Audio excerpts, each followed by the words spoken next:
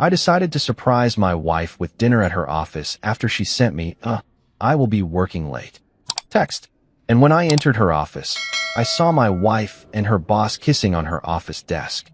I left without a word, blocked all the cards, and changed the locks. But then something happened that no one expected. My name is Jaden Reed, and let me tell you something about good intentions. They're like GPS directions that lead you straight into a damn brick wall. You think you're being smart, taking the scenic route, only to end up somewhere you never wanted to be in the first place. But I'm getting ahead of myself here.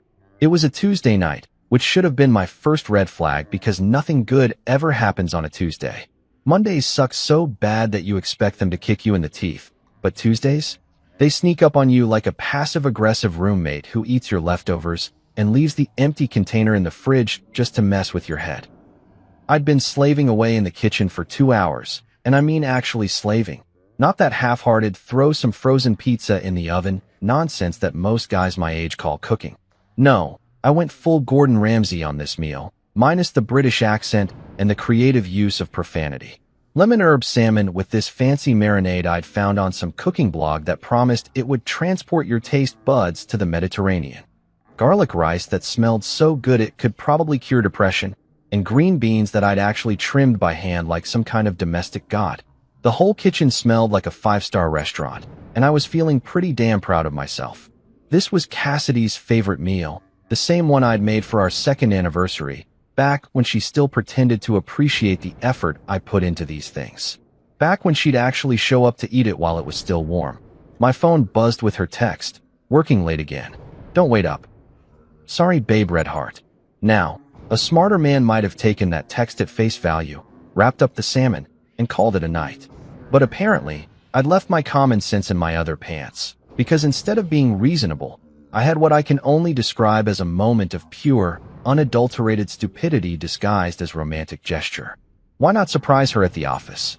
I thought to myself, like some kind of romantic comedy protagonist who clearly hadn't read the script all the way through.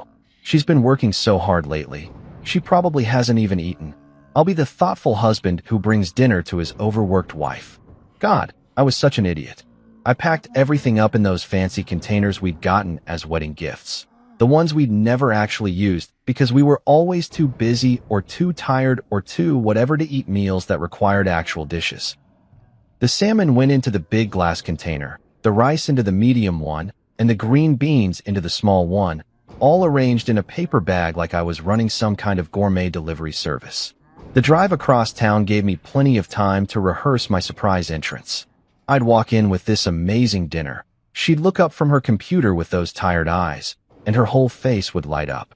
She'd probably tear up a little, the good kind of tears, not the "why are you like this" tears I'd been seeing more often lately. We'd eat together in her office. She'd tell me about whatever project was keeping her so busy, and for once in the past 6 months, we'd actually connect like we used to. Yeah, that's not how it went down. Her office building was one of those sleek glass towers that screams, "We make more money than you," from every reflective surface. I'd been there maybe 3 times in the 2 years she'd worked there, and each time I felt like I needed a permission slip just to breathe the air. The security guard knew me by now, nice guy named Frank who always asked about my carpentry work and actually listened to the answers. "Evening, Mr. Reed," Frank said as I signed in. "Mrs. Reed's still upstairs. Working late again, huh?" "You know how it is," I replied, holding up the bag. "Thought I'd bring her some dinner." Frank smiled. "She's lucky to have you. Elevator's to your right." The elevator ride up to the 14th floor felt longer than usual, probably because I was bouncing on my heels like a kid on Christmas morning. The numbers ticked by, 8, 9, 10, and I kept adjusting the bag, making sure everything was still warm, still perfect. 14. Ding. The hallway was mostly dark except for the emergency lighting and the soft glow coming from under a few office doors. Cassidy's office was at the end of the hall, corner office with her name on a fancy brass nameplate that had cost more than most people's monthly grocery budget. I could see lights spilling out from under her door, could hear voices, her voice and someone else's. Probably a conference call, I thought. She'd been having a lot of those lately. I didn't knock. Why would I? I was her husband bringing her favorite meal. I had every right to walk into my wife's office, especially when she was working late, and probably hadn't eaten anything since her morning coffee and whatever sad desk salad she'd grabbed for lunch. I turned the handle and pushed the door open with my shoulder, already smiling, already preparing my surprise voice. And that's when my entire world decided to pack up and move to a different zip code. There she was, my wife, Cassidy Reed, who wore my ring and shared my last name and had promised to love, honor, and cherish me until death do us part. She was on her desk. Not sitting at it, but actually on it, like it was furniture built for a completely different purpose.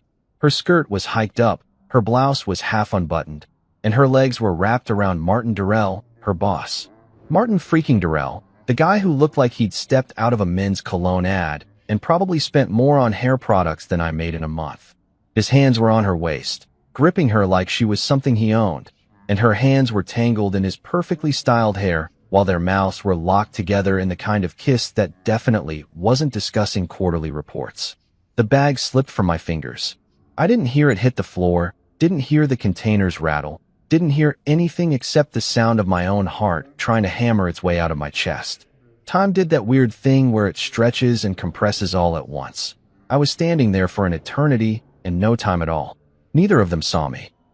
They were too busy being the worst kind of cliché, too caught up in their little office romance to notice that the guy who'd been paying half of her car payment and all of the mortgage had just walked in on their private meeting. I didn't speak. What was I supposed to say? "Excuse me, you're sitting on my wife?" Sorry to interrupt, but I brought dinner. "Hey honey, how was your day?" Instead, I did the only thing that made sense in that moment of complete senselessness. I turned around, walked out, and pulled the door shut behind me with the kind of quiet precision that comes from years of trying not to wake someone up when you come home late. The walk back to the elevator felt like swimming through concrete. My legs moved, but I couldn't feel them. The elevator arrived. The doors opened. I got in. Frank said something to me on the way out, but it sounded like he was talking through water. I got in my truck, started the engine, and drove home through the same streets I'd driven 20 minutes earlier, when I was still stupid enough to think that bringing your wife dinner was a romantic gesture instead of the setup for the worst punchline of your life.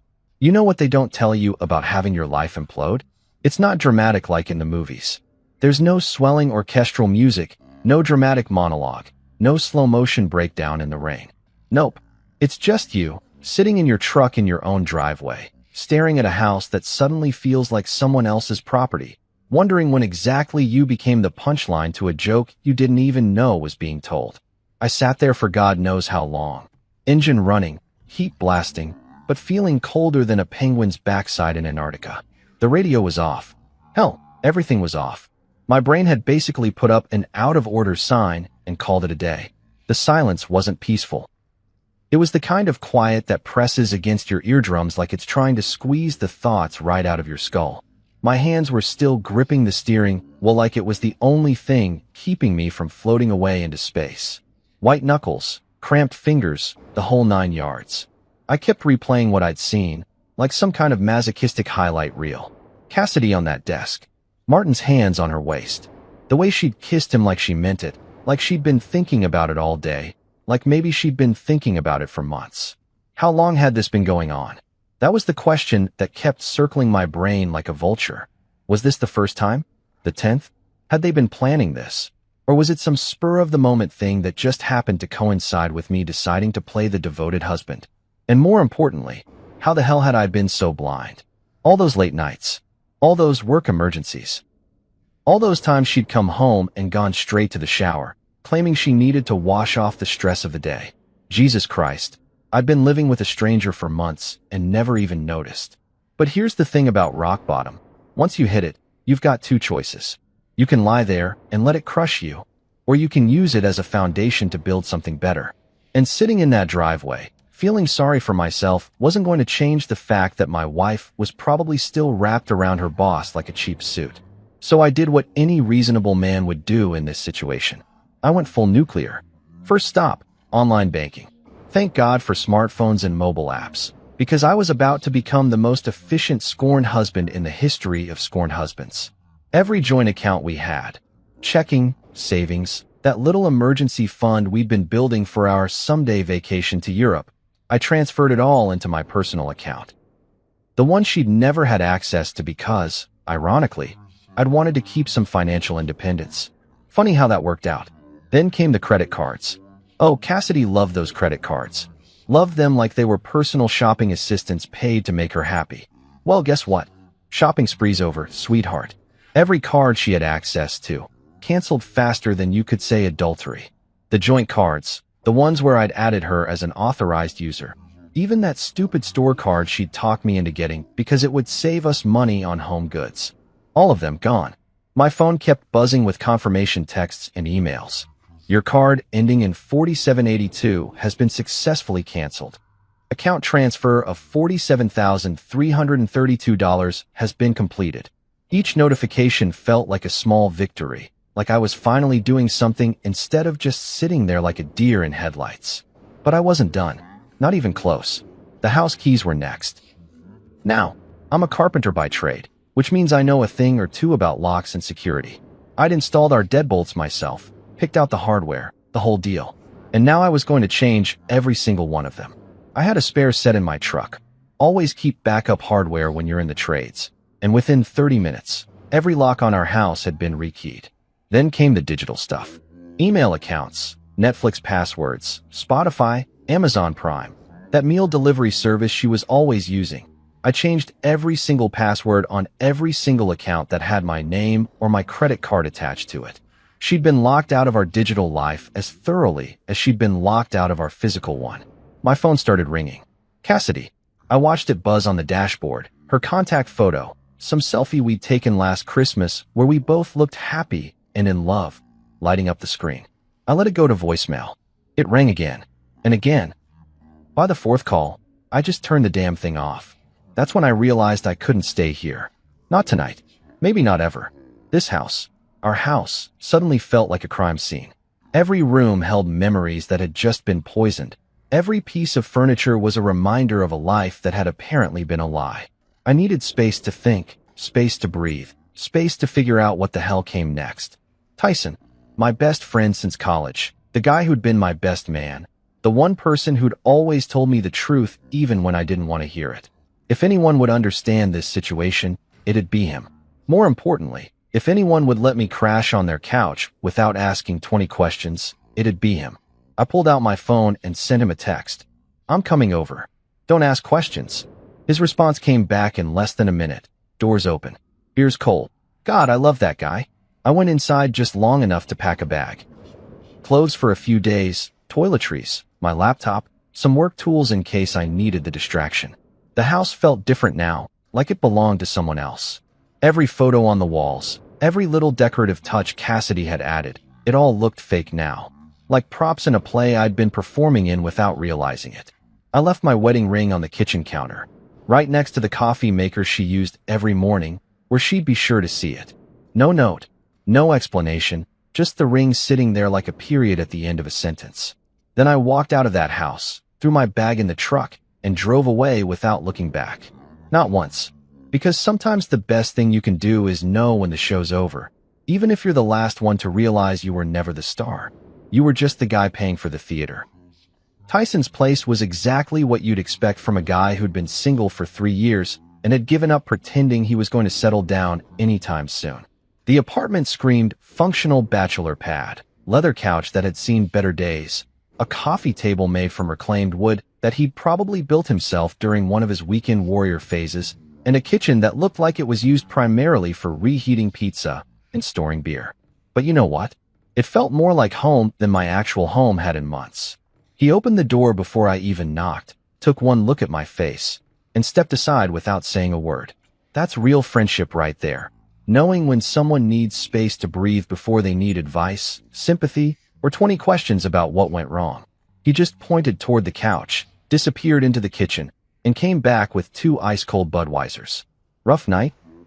He asked, settling into his recliner like we were just hanging out watching the game instead of me having a full-blown life crisis in his living room. You could say that. I took a long pull from the beer and felt some of the tension in my shoulders start to loosen. Found Cassidy playing tonsil hockey with her boss on her office desk. Tyson nearly choked on his beer. Jesus Christ, man. Are you serious? Dead serious. Walked in expecting to surprise her with dinner. Got surprised with dinner and a show instead. The sarcasm was coming easier now, like my brain was finally catching up to what had happened and defaulting to dark humor as a coping mechanism. He paused, clearly trying to find the right words. That's seriously messed up, dude. I'm sorry. Yeah, well, join the club. Population me.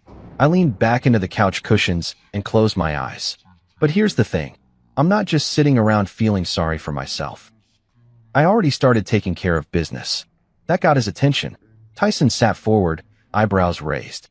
What kind of business? The kind that involves making sure she can't spend another dime of my money or get back into my house. I ran through everything I'd done. The bank accounts, the credit cards, the locks, the passwords. With each item on the list, I watched Tyson's expression shift from concern to something that looked suspiciously like pride. Damn, Jaden. You don't mess around when you're pissed off. I'm not pissed off, I said, and realized I actually meant it. I'm done. There's a difference. Pissed off implies I want to fight about it, want to argue, want to try to fix things. Done means I'm moving forward with or without her, and I'm pretty sure it's going to be without. That first night at Tyson's, I barely slept. Not because I was heartbroken. Well, not entirely, but because my brain was running calculations like some kind of divorce algorithm. What assets did we have? What debts? How long would this take? What was I going to need to protect myself legally? By morning, I made a decision. I needed a lawyer, and not just any lawyer. I needed someone who specialized in making sure cheating spouses didn't get to profit from their betrayal. Lucky for me, Tyson knew just the person. Camila Rivers, he said over coffee that actually tasted decent for once. She handled my sister's divorce 2 years ago. Complete shark in the courtroom, but fair. And she doesn't mess around with the emotional stuff. She focuses on results. Sounds perfect. Can you get me her number? 20 minutes later, I was dialing a family law office, expecting to leave a voicemail and wait 3 days for a callback like every other professional service in this city. Instead, Camila Rivers picked up on the first ring herself.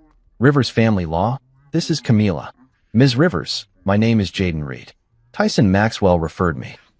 I need to file for divorce, and I need to do it right. Adultery? She asked, cutting straight to the chase.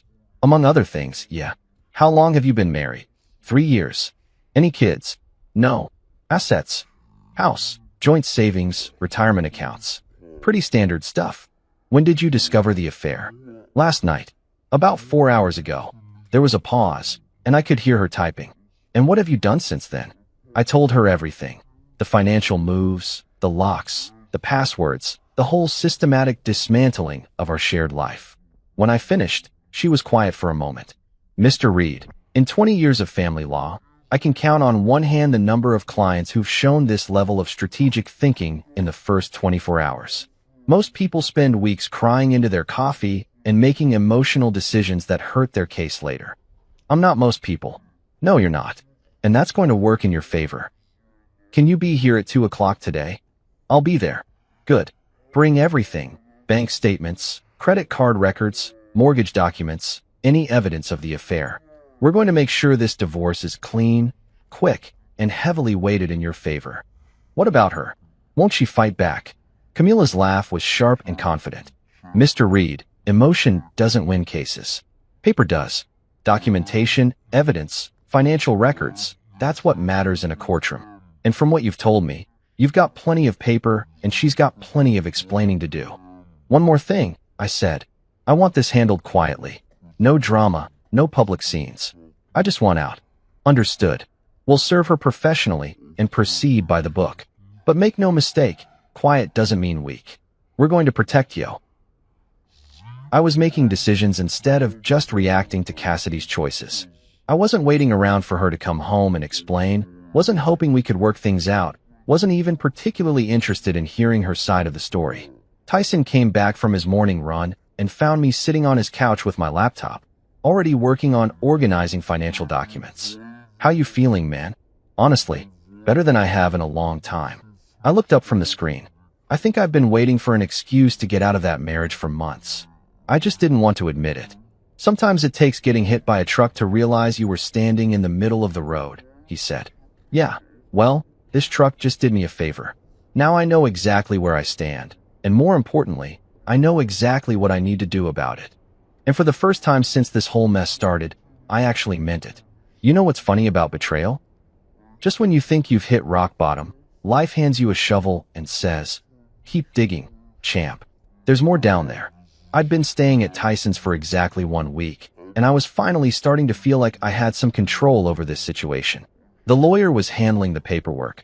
I'd successfully avoided all of Cassidy's increasingly desperate phone calls, and I was even sleeping through the night without waking up in a cold sweat. That's when my phone buzzed with a message from someone I barely knew. Marley Shaw. I had to think for a minute before I could even place the name. She worked with Cassidy, some kind of marketing coordinator or project manager, I think. We'd met exactly once, at the company Christmas party last year. She seemed nice enough, kind of quiet, the type who probably saw everything but didn't say much about what she observed. Not exactly someone I'd expect to hear from during my personal apocalypse. The message was short and to the point. "You deserve to see this." Attached was a screenshot that made my blood run colder than a polar bear's lunchbox. It was a text conversation between Cassidy and Martin, and the timestamp showed it was from 3 weeks ago. 3 weeks.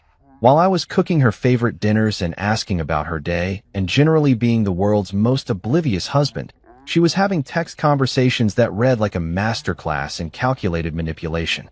"Martin, when are you going to tell him?" "Cassidy, not yet. The mortgage is almost paid off. Another 6 months, maybe 8. "Martin, I hate this sneaking around." "Cassidy, just be patient. Let Jaden pay off the house, then I'll file. Half of everything becomes mine anyway." "Martin, what if he finds out?" "Cassidy, he won't. He's too trusting.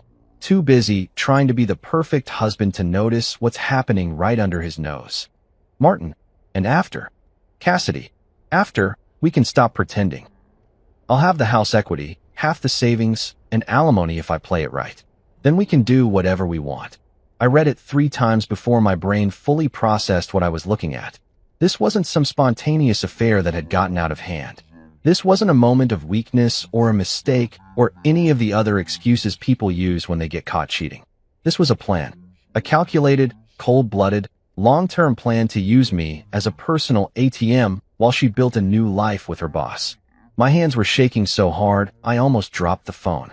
The betrayal I'd discovered a week ago suddenly felt like amateur hour compared to this. She hadn't just cheated on me. She'd been actively planning to financially ruin me while I paid for the privilege. Just let Jaden pay off the mortgage. Like I was some kind of useful idiot whose only purpose was to clear the debt so she could cash out. Too trusting. Too busy trying to be the perfect husband. Jesus Christ. She'd been laughing at me for months while I cooked her dinner and asked about her day and worried about why she seemed so distant lately. I forwarded the screenshot to Camila Rivers before I even finished reading it the 3rd time. Her response came back faster than a NASCAR pit crew. "This changes everything. Can you meet me in an hour?"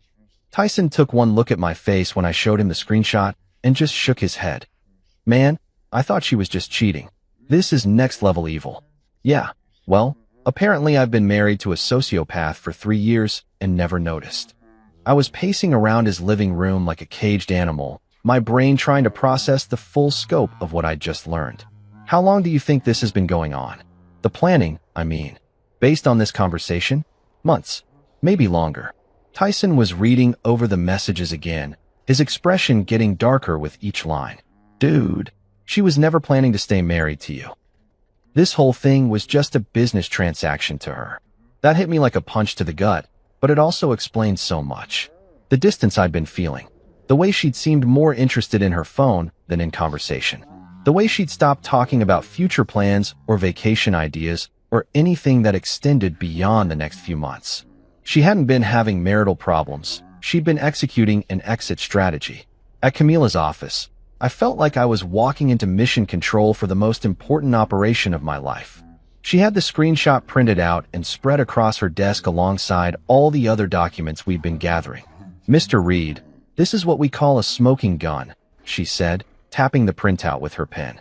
"Intent to defraud, premeditated financial manipulation, evidence of a conspiracy to commit adultery for financial gain. This doesn't just help your case, this decimates hers." What does this mean, practically speaking? It means we're not just filing for divorce anymore. We're going after her for fraud. She used deception to maintain access to marital assets while planning to leave the marriage. That's textbook financial abuse. Camila's smile was sharp enough to cut glass. In simple terms, she's not getting half of anything. If we play this right, she might be lucky to walk away with her car and her clothes. And the house. The house she was planning to steal half of after you paid it off? She'll be lucky if she doesn't have to pay you damages. Camila leaned back in her chair, looking like a lawyer who'd just been handed a case she couldn't lose. This screenshot proves intent, Mr. Reed. She wasn't just cheating, she was running a long-term con game, and you were the mark. I sat there staring at the evidence of my wife's calculated betrayal, and you know what the weirdest part was? I wasn't even hurt anymore. I was just angry. Not the hot, explosive kind of angry that makes you do stupid things, but the cold, focused kind that makes you dangerous. So what's our next move? We document everything. Every conversation, every financial transaction, every piece of evidence that shows this was premeditated. And then we serve her with papers that will make her realize she picked the wrong guy to scam. How long will this take? With evidence like this? Not long. And Mr. Reed, Camila looked up from her notes with something that might have been respect. I've been doing this for 20 years.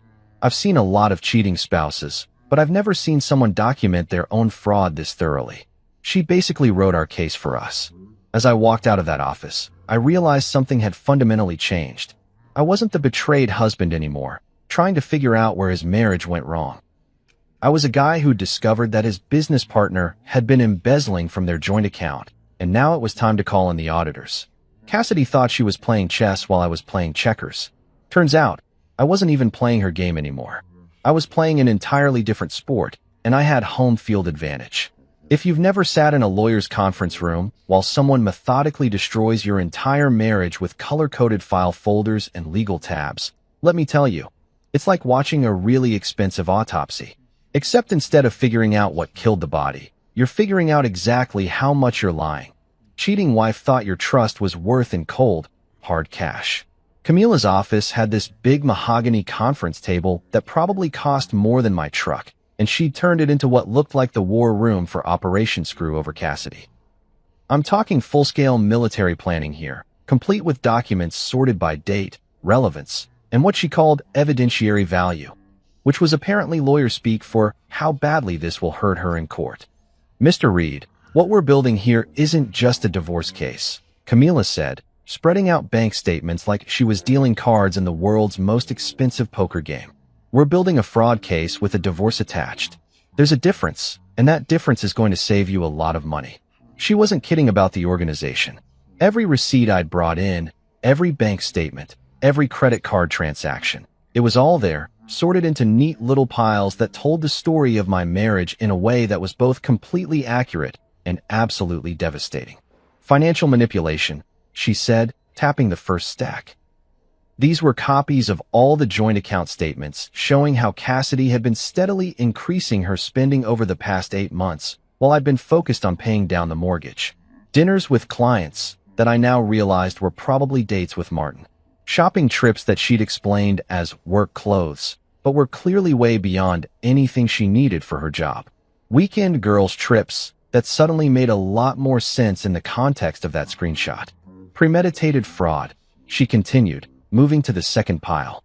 This was the gold mine. Copies of all the text messages Marley had sent me, printed out and highlighted like evidence in a murder trial. Which, in a way, I guess it was. The murder of my marriage, with Cassidy holding the smoking gun and a detailed confession. Intent to deceive, she said, indicating the third stack.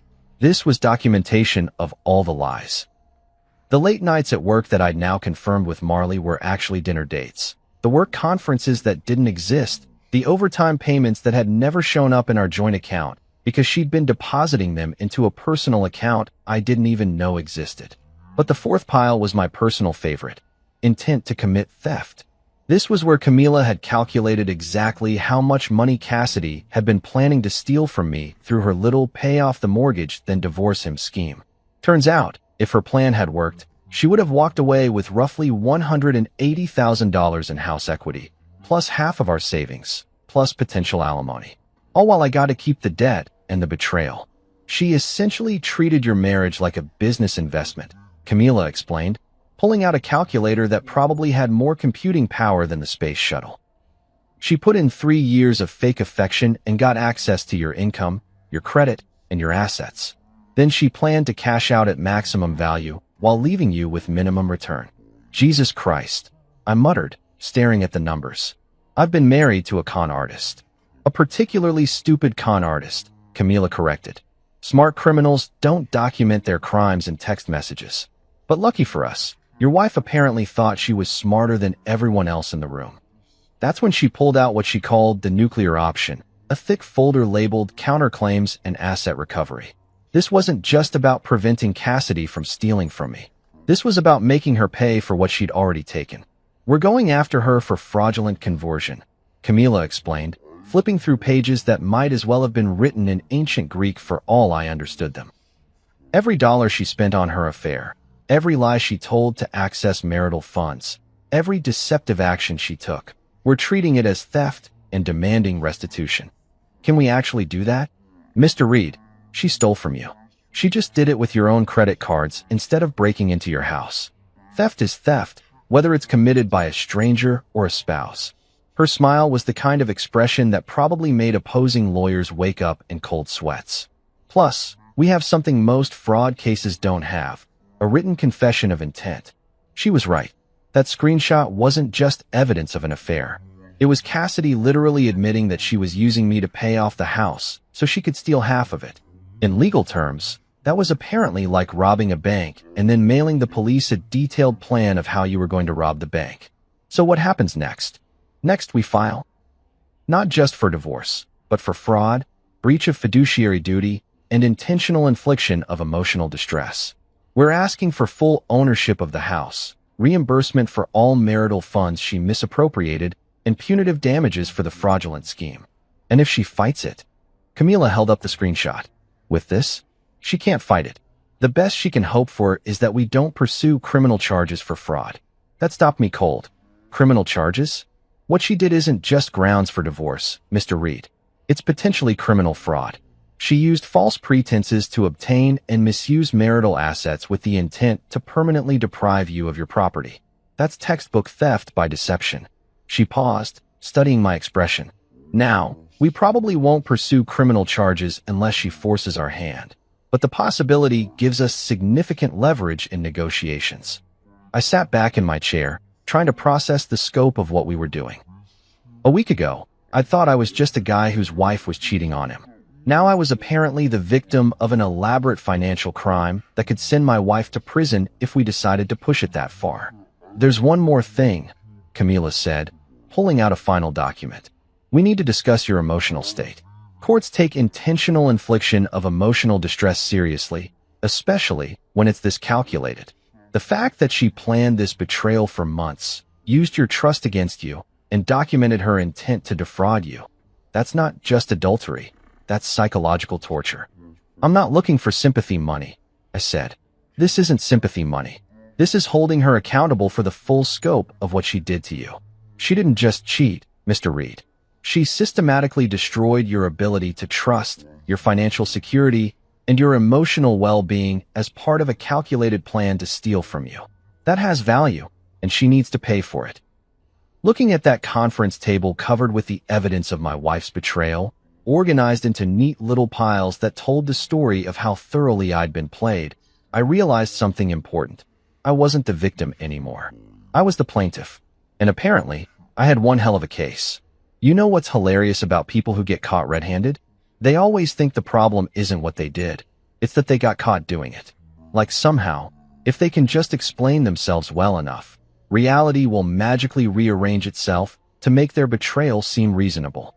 Cassidy apparently got the memo that I'd gone full nuclear on our marriage, because my phone started buzzing like a hornet's nest about 2 days after Camila filed the papers. And I mean buzzing constantly. Texts, calls, voicemails, even a couple emails to accounts I'd forgotten she had access to. It was like watching someone try to put out a house fire with a squirt gun. Desperate, pathetic, and absolutely doomed to fail. The first wave was pure panic mode. Jaden, please call me. We need to talk. I can explain everything. This isn't what you think. Please don't do this to us. Classic Cheater Playbook, Chapter 1. Deny, deflect, and and hope your victim is stupid enough to believe that what they saw with their own eyes was somehow a misunderstanding. I didn't respond. Camila had been crystal clear about that. Silence is your strongest weapon, she'd said. Every word you say to her can potentially be used against you. Every word she says to you can potentially be used against her. Let her panic. Let her make mistakes.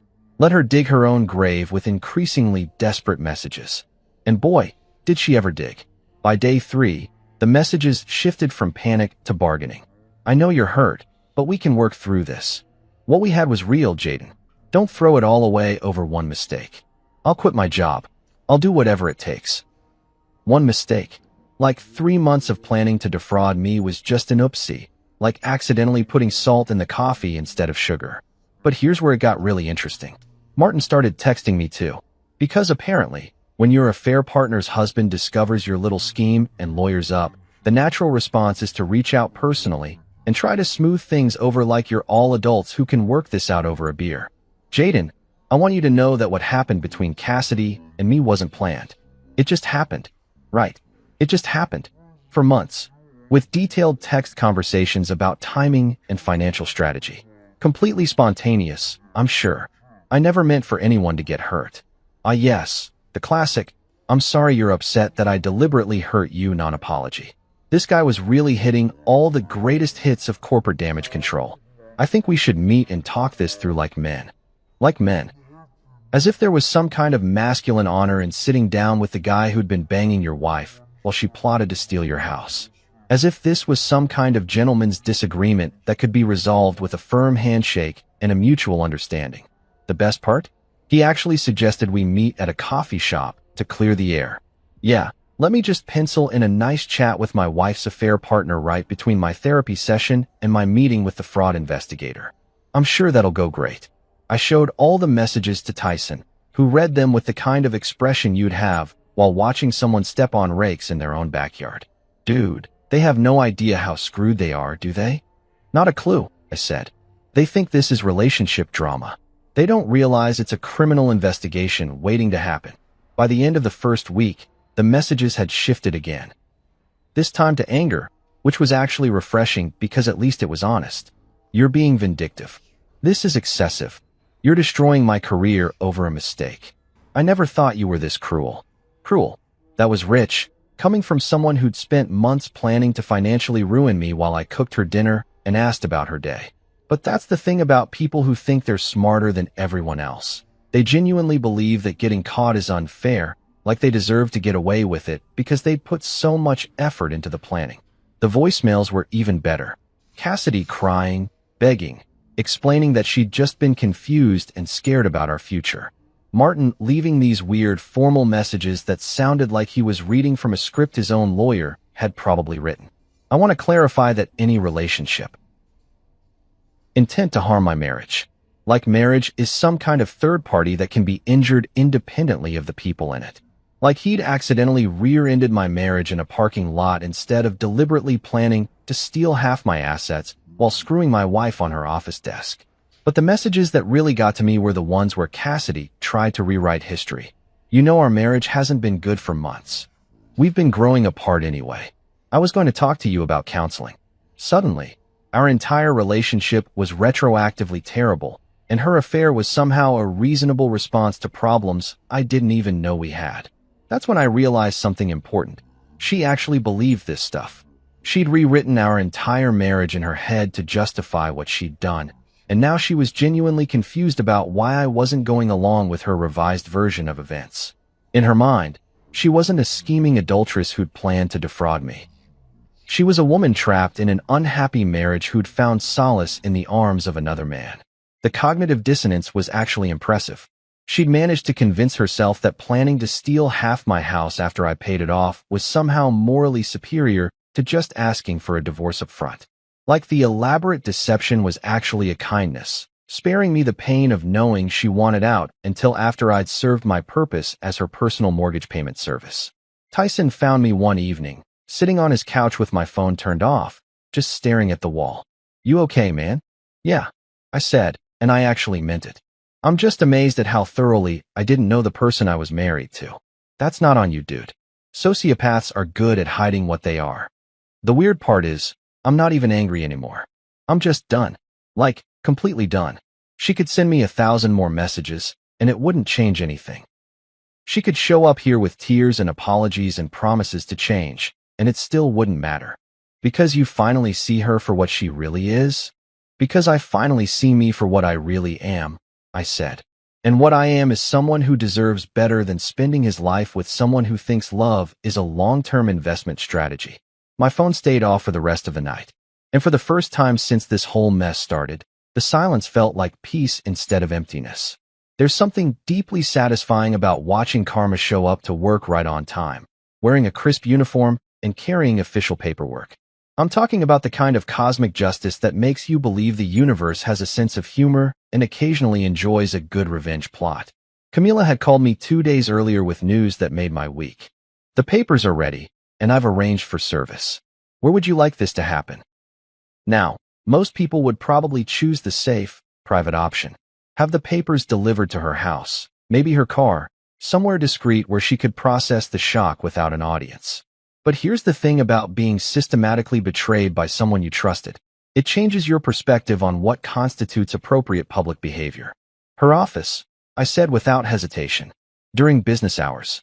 Make sure it's when people are around. There was a pause on the other end of the line. Mr. Reed, are you sure? That's going to be public. Camila, she screwed her boss on her office desk while I was home cooking her dinner. Public ship has already sailed. I'm just making sure it docks at the right port. I like your style. I'll arrange for service at 2 p.m. on Friday. Peak workplace visibility. The beauty of it was poetic justice at its finest. She'd chosen that office as the scene of her betrayal, so it seemed only fitting that it should also be the scene of her consequences. Plus, there was a certain symmetry to the whole thing.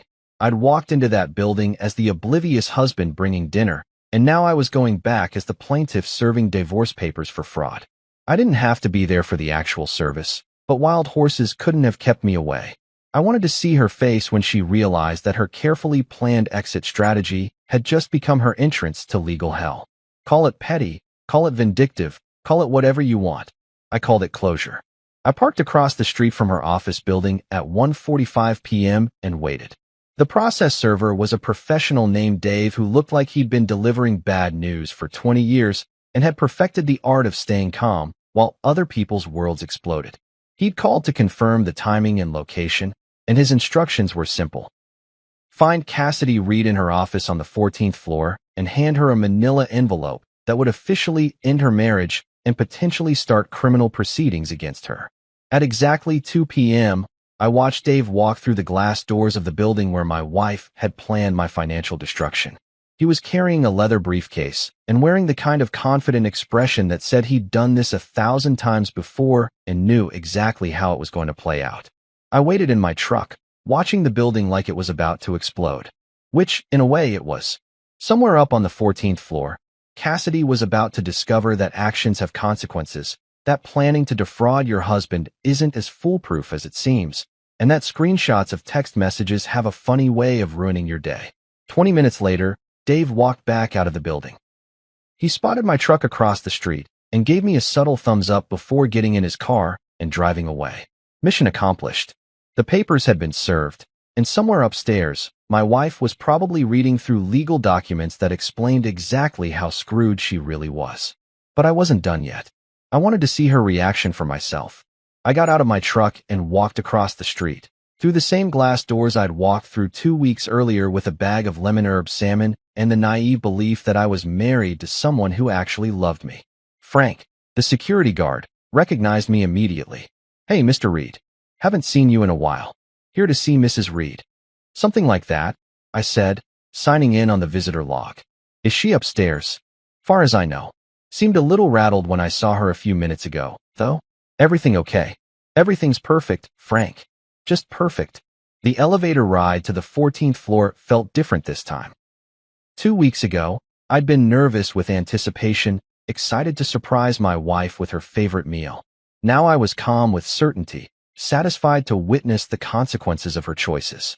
The nervous energy was gone, replaced by something that felt suspiciously like peace. The hallway was busier than it had been that night. People walking between offices, carrying files, having conversations about quarterly projections and marketing strategies. Normal office stuff, which made what I was about to see even more satisfying. I could hear her before I could see her. Cassidy's voice, higher than usual, stressed and shaky, coming from her corner office. The door was open, and there were people gathered around. Co-workers who'd probably heard about the process server and were trying to figure out what kind of legal drama had just invaded their workplace. I positioned myself where I could see into her office without being obvious about it. And there she was, sitting at her desk. The same desk where she'd been kissing Martin 2 weeks earlier, holding a manila envelope and looking like someone had just told her that the apocalypse had been scheduled for next Tuesday. Her face was pale, her hands were shaking, and she kept reading through the papers like she couldn't quite believe what she was seeing. Which made sense, because what she was seeing was a lawsuit that demanded not just a divorce, but financial restitution for fraud, punitive damages for intentional infliction of emotional distress, and a detailed accounting of every dollar she'd spent on her affair. Martin was there too, standing behind her desk with the kind of expression that suggested he was finally beginning to understand that sleeping with a married woman wasn't just morally questionable, it was potentially legally expensive. He kept looking over her shoulder at the papers, and I could practically see the moment when he realized that his name was mentioned in several of the legal documents as a co-conspirator in the fraud scheme. What does this mean? I heard him ask, his voice tight with barely controlled panic. It means we're fucked, Martin, Cassidy replied, her voice breaking slightly. It means he knows everything. And that's when she looked up from the papers and saw me standing in the hallway, watching her world collapse in real time. Our eyes met across the busy office space, and for a moment, everything else faded away. It was just her and me, the woman who'd planned to destroy my life and the man who'd beaten her to the punch. I didn't say anything. I didn't need to. I just stood there for a few seconds, let her see that I was calm and controlled and completely unbroken by what she'd done to me. Then I smiled. Not a cruel smile, not an angry smile, just the satisfied smile of someone who'd finally gotten the justice he deserved. Then I turned around, walked back to the elevator, and left her to explain to her coworkers why a process server had just delivered legal papers that accused her of running a months-long fraud scheme against her own husband. I left her to figure out how to tell Martin that their affair wasn't just career suicide, it was potentially criminal conspiracy. I left her to deal with the consequences of thinking she was smarter than the guy who'd been cooking her dinner while she planned to steal his house. And I walked out of that building for the second time, but this time, I was walking toward my future instead of away from my past. You know what's weird about selling a house? It's not just the financial transaction or the paperwork, or even the stress of finding buyers who won't lowball you into bankruptcy. It's the moment when you realize that what you thought was your home was actually just a building where you happen to store your stuff and your delusions about having a happy marriage. I'd made the decision 3 days after serving Cassidy the papers. I was sitting in Tyson's living room, scrolling through real estate listings on my laptop, when it hit me like a ton of bricks wrapped in an eviction notice. I couldn't go back to that house. Not ever. Every room was contaminated with memories that had been retroactively poisoned by the truth about who I'd been married to. The kitchen where I'd cooked all those dinners while she texted her lover about exit strategies. The bedroom where we'd slept side by side while she planned to rob me blind. The living room where we'd watched Netflix and made small talk while she calculated how much my trust was worth in dollars and cents. The whole place was like a crime scene where the crime was my own stupidity. But here's the beautiful thing about hitting rock bottom. Once you're down there, you get to decide what you want to build on the wreckage.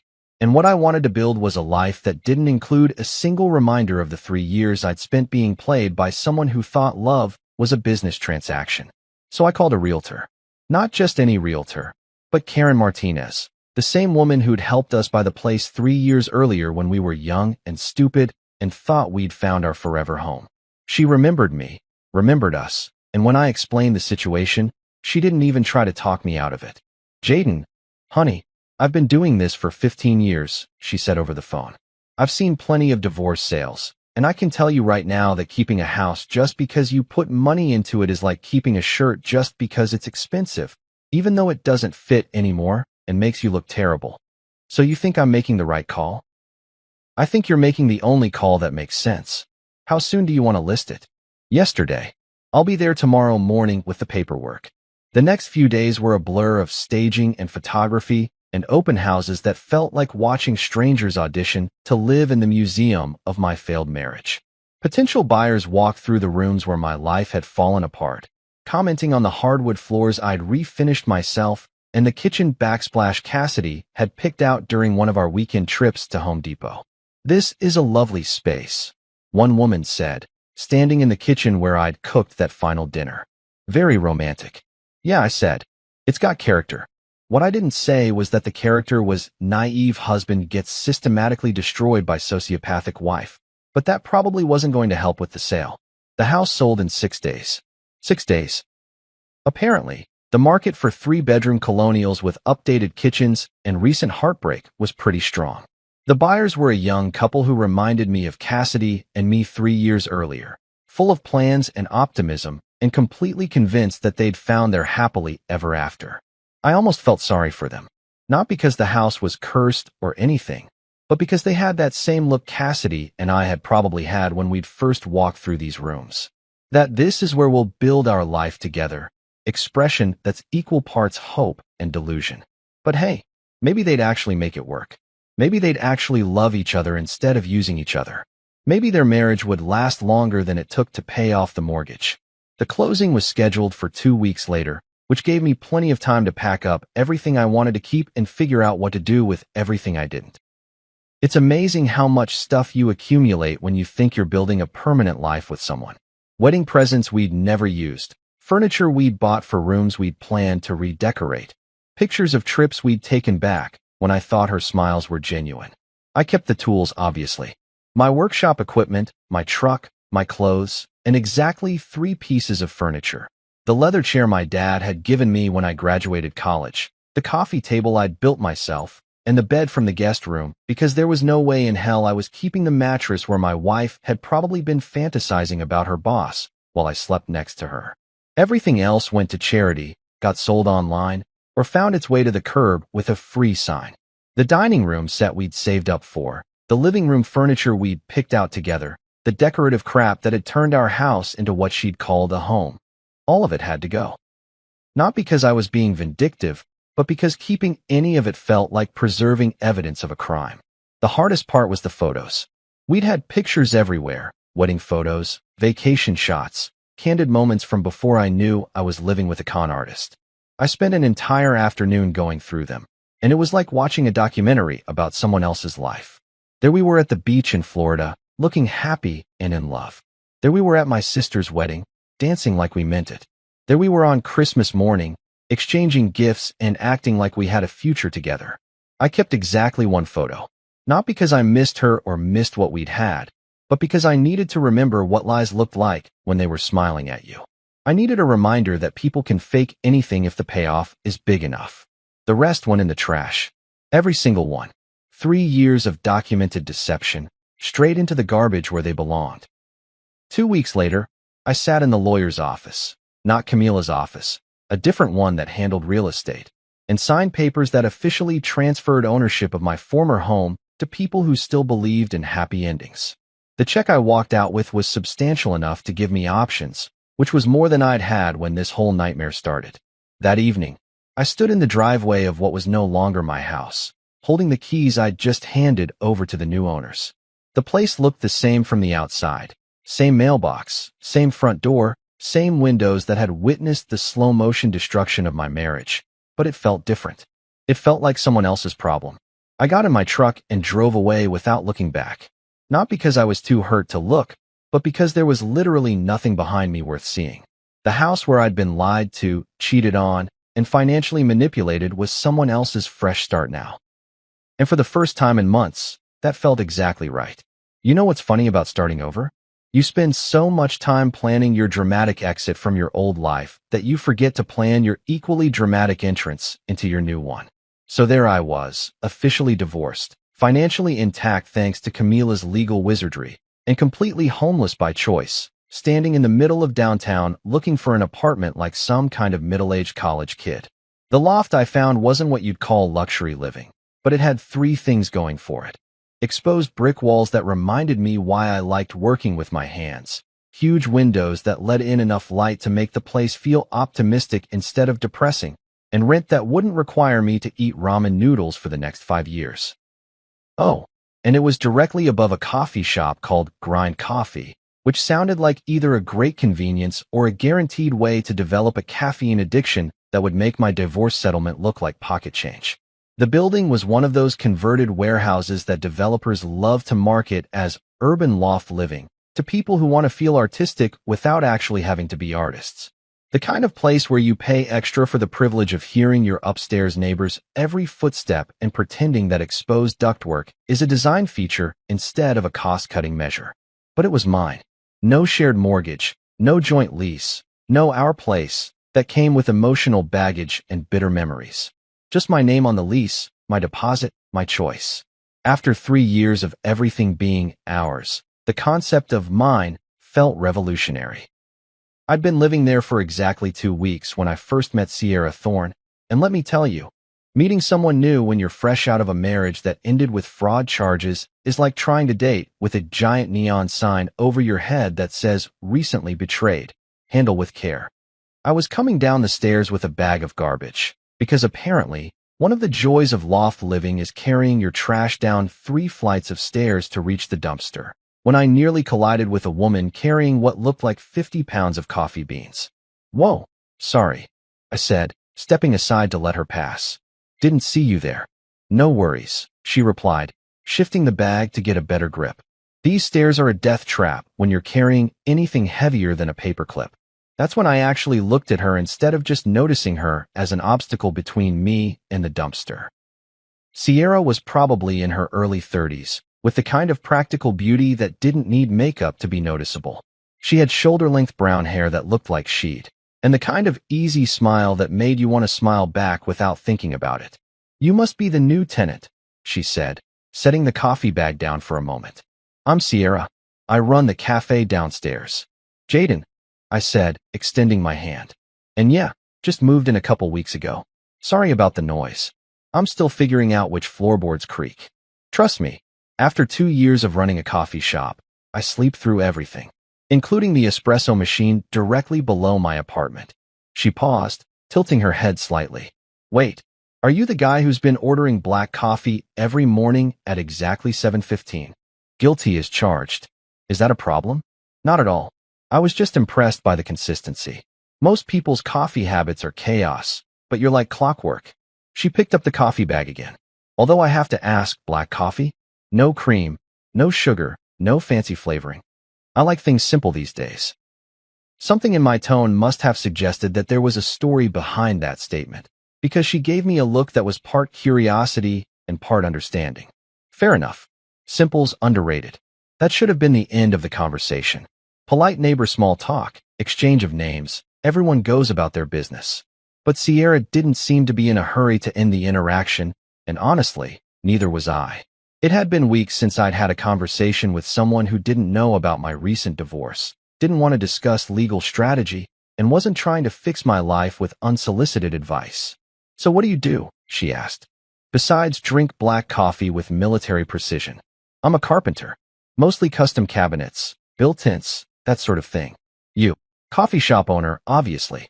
But I also do some freelance graphic design when the cafe's slow. Keeps the creative side of my brain from atrophying." She gestured toward the building. "This place used to be a textile factory back in the day. I bought the ground floor 2 years ago and converted it into the cafe. The owner let me have first dibs on the apartments upstairs when they finished the renovations." "So you've been here since the beginning?" "Pretty much. Watched this whole neighborhood transform from industrial wasteland to hipster paradise." She paused, studying my face with the kind of direct attention that suggested she was good at reading people. "What about you? What brought you to downtown loft living?" And that's where things got complicated, because the honest answer was my wife was cheating on me while planning to steal half my assets. So I divorced her, sold our house, and decided to start over somewhere that doesn't remind me of being systematically betrayed by someone I trusted. But you can't just dump that kind of information on someone you've known for 5 minutes, especially someone who seems genuinely nice and probably doesn't deserve to have her day ruined by strangers' relationship trauma. "Life changes," I said, which was the truth without being the whole truth. Sometimes you need a fresh start. Sierra nodded like that made perfect sense. I get that. I moved here after my last relationship ended. Sometimes geography is the best therapy. There was something in the way she said it that suggested she understood more than she was letting on. Not the kind of understanding that comes from curiosity or sympathy, but the kind that comes from experience. Like maybe she'd had her own reasons for needing a fresh start. Well, she said, picking up the coffee bag again. If you ever get tired of black coffee, come down and try something with more personality. I make a mean maple bourbon latte that might change your mind about simple being better. I'll think about it, I said, and realized I actually meant it. Good. And Jaden? She was halfway down the stairs, but turned back to look at me. Welcome to the neighborhood. I think you're going to like it here. As I watched her disappear around the corner, carrying 50 pounds of coffee beans like they weighed nothing, I realized something unexpected. For the first time in months, I was looking forward to tomorrow morning's coffee run. You know what's really twisted about the human brain? Just when you think you've successfully moved on from someone who systematically betrayed you, just when you've built a new life and found someone who treats you like a human being instead of a walking ATM, the past shows up at your door like an unwanted pizza delivery that you never ordered and definitely don't want to pay for. It was a Tuesday morning, because apparently, all the significant moments in my life were destined to happen on Tuesdays. And I was getting ready to head downstairs for my daily coffee ritual with Sierra. We'd been doing this dance for about 3 months now, this careful progression from neighbor small talk to actual friendship to something that felt suspiciously like the beginning of something real. She'd started saving me a maple bourbon latte every morning, even though I'd never actually ordered one. I'd started showing up 15 minutes early just to help her move the heavier supplies around. We'd progressed from standing at the counter to sitting at the corner table, from talking about the weather to talking about everything else.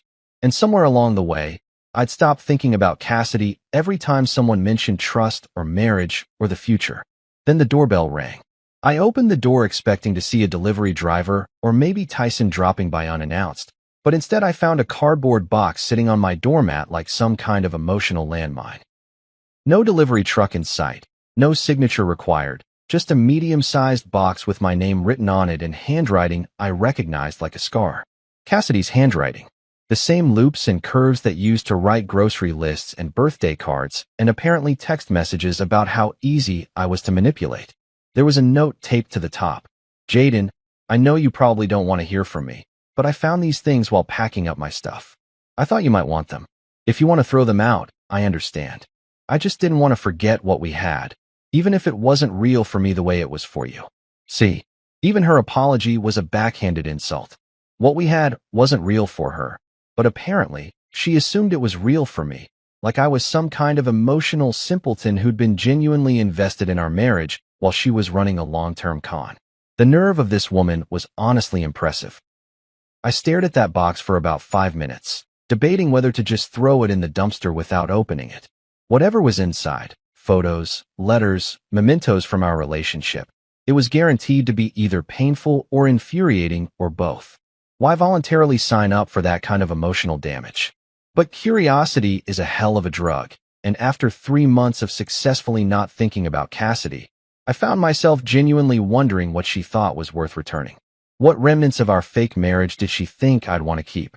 I was still standing there holding the box when Sierra appeared at the top of the stairs, probably wondering why I hadn't shown up for coffee. Hey, you okay?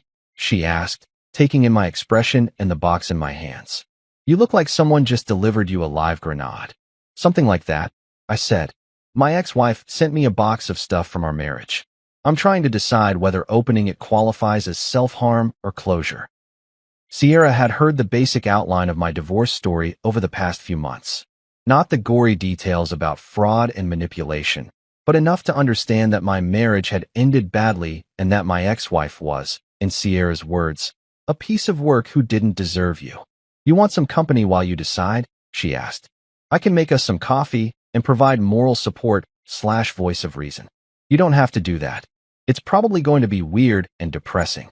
Jaden, I've been divorced too. I know what it's like to get unexpected packages from your past. She smiled, but there was something serious in her eyes. Sometimes it helps to have someone else there to remind you that whatever's in that box, it's just stuff. It can't actually hurt you unless you let it.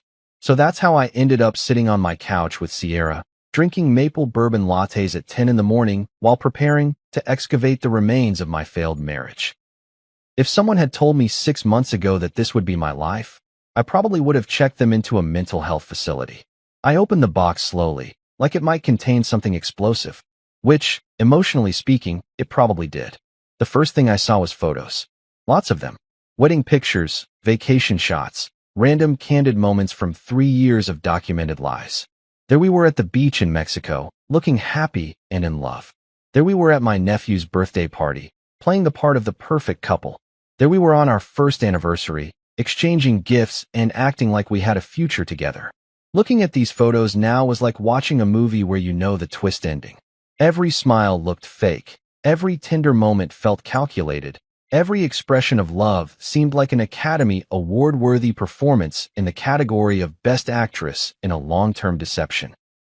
Wow, Sierra said, looking over my shoulder at a photo of Cassidy and me at some work party. She's beautiful. Yeah, she is. Too bad her personality is uglier than a mud fence. Sierra laughed. That's the spirit. What else is in there? Letters. Cards I'd written her for birthdays and anniversaries. A ticket stub from the first movie we'd seen together. A pressed flower from some romantic dinner I'd planned. All the little mementos that people collect when they think they're building something permanent instead of being systematically dismantled by someone who thinks love is a business transaction. At the bottom of the box was a letter addressed to me. Not a note like the one taped to the outside, but an actual letter, multiple pages, sealed in an envelope. You don't have to read that, Sierra said quietly. Not today, not ever if you don't want to. No, I think I do. I opened the envelope and scanned the first few lines. It was exactly what you'd expect. A long, rambling explanation of how sorry she was, how she'd made mistakes, how she hoped I could forgive her someday. The same self-serving nonsense she'd been texting me for weeks after I served her the papers. But here's the thing about closure. It's not about forgiveness or understanding or even moving on. It's about finally seeing something clearly for what it really is. And what I saw, looking at that box of memories and reading that letter, was the complete and total absence of anything worth keeping. These weren't mementos of a real relationship. They were props from an elaborate performance that I'd been too trusting to recognize as fiction. The photos showed moments that had felt real to me, but were just acting exercises for her. The letters I'd written were genuine expressions of love sent to someone who was calculating their monetary value. You know what's funny? I said to Sierra, closing the letter without finishing it. I thought this would hurt more. What do you mean? I thought seeing all this stuff would make me sad or angry or nostalgic or something. But it doesn't. It just looks like evidence from someone else's life. I picked up one photo, a selfie we'd taken on Christmas morning, both of us smiling at the camera like we were the happiest couple in the world, and really looked at it for the first time since everything fell apart.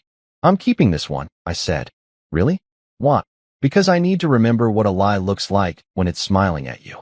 I need to remember that people can fake anything if the payoff is big enough.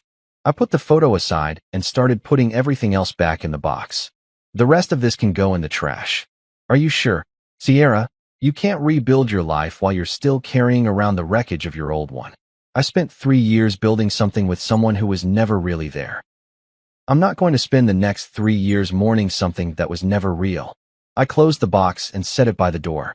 Later, I'd take it down to the dumpster where it belonged. But right now, I had something more important to do. Wait here, I told Sierra, and went to my workshop. I came back with a small wooden box I'd been working on for the past month. It was made from reclaimed barn wood, with dovetail joints and a brass latch, the kind of craftsmanship that takes time and patience and genuine care. What's this? Sierra asked. This is for the things that actually matter, I said, opening the box to show her what was inside. The lease to this apartment. The business cards from my new clients. A photo of me and Tyson from last weekend. The receipt from our first real date last week. Sierra smiled, understanding immediately. You're starting a new collection. I'm starting a new life. And this time, I'm only keeping the real stuff. I handed her the box. This is yours if you want it. For all the moments we're going to build together. The real ones. She took the box and held it like it was made of something precious. Which, I guess it was.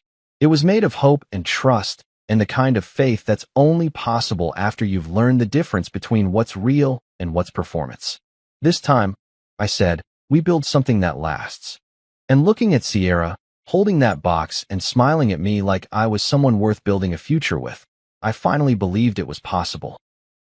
I walked into my wife's office, my heartbeat steady, my steps measured, but my mind was a battlefield of emotions. The air in the office carried the familiar scent of her expensive perfume, a scent I used to love, one that once reminded me of home. Now, it just smelled like power, like control, like deception. It clashed with the sterile scent of the office space, a place I had spent far too many years in, pouring my soul into a company that never truly saw me. Or maybe, they saw me, but they never valued me the way they should have. The city skyline stretched beyond the glass walls, sunlight bouncing off the sleek furniture, making the space look even more impersonal. Everything about her office screamed authority, control, and, right now, victory. I could see it in her posture, the way she sat behind her desk, perfectly manicured fingers laced together as if she had just finished signing a $1 million deal. But it was the smile that caught my attention. It wasn't her usual composed, corporate grin. No, this one was different. Smug, self-satisfied, cruel. She was waiting for me. I let the silence stretch between us for a moment as I closed the door behind me. My pulse was calm, my face unreadable. I had learned a long time ago how to mask emotions, how to keep control even when the ground beneath me was shifting. "Congratulations, Jamie," she said, her tone almost playful, as if this was a joke, as if she was about to tell me some unbelievable punchline. "Your hard work paid off. I'm promoting my boyfriend, Steve, instead of you. He's more of a team player." The words were a hammer to my chest, a weight that pressed down, sinking deep into the pit of my stomach. But I didn't react. I didn't give her the satisfaction. I simply stood there, absorbing the impact. 5 years. 5 years of sacrifice. 5 years of working long hours, skipping vacations, missing family gatherings. All to build her company, to prove my worth, to create something meaningful. I had put my heart into this job, into this business, into her. And now, she sat across from me, acting as if it had all been a joke. A game. And the worst part? She wasn't even ashamed. Her eyes held no guilt, no hesitation, only triumph. She had planned this, and she expected me to break. Steve. I should have known. Steve, who conveniently climbed the corporate ladder at warp speed. Steve, who laughed too easily, who always seemed to be at the right place at the right time, who somehow dodged responsibility when things went south, but took the credit when they went well. Steve, who was now taking my promotion. I exhaled slowly, not allowing the anger to show on my face. If she was expecting an outburst, she was going to be disappointed. If she wanted me to crumble, to beg, to fight, she was out of her mind. Without a word, I reached into my pocket and pulled out a white envelope. Crisp, clean. It had been in my desk for weeks, ready. I had known, deep down, that something like this was coming. I placed it on her desk, right on top of her pristine stack of reports. I slid it forward with controlled precision, my fingers releasing it with a sense of finality. "I understand," I said simply. "Here's my resignation letter." The change in her expression was subtle, but I caught it. The slight furrow of her brows, the way her fingers hesitated before reaching for the envelope. She hadn't expected that. She thought she had all the power. She thought she was in control. She thought I needed this job more than they needed me. She thought wrong. I stood there, watching as she peeled the envelope open, her nails tapping softly against the paper. She unfolded the document inside, her eyes scanning the words, at first quickly, then slower, her expression shifting ever so slightly. Her lips parted. Her back stiffened. Her smug confidence wavered. I didn't move. I didn't say anything. I just waited. Because she hadn't just found my resignation letter inside that envelope.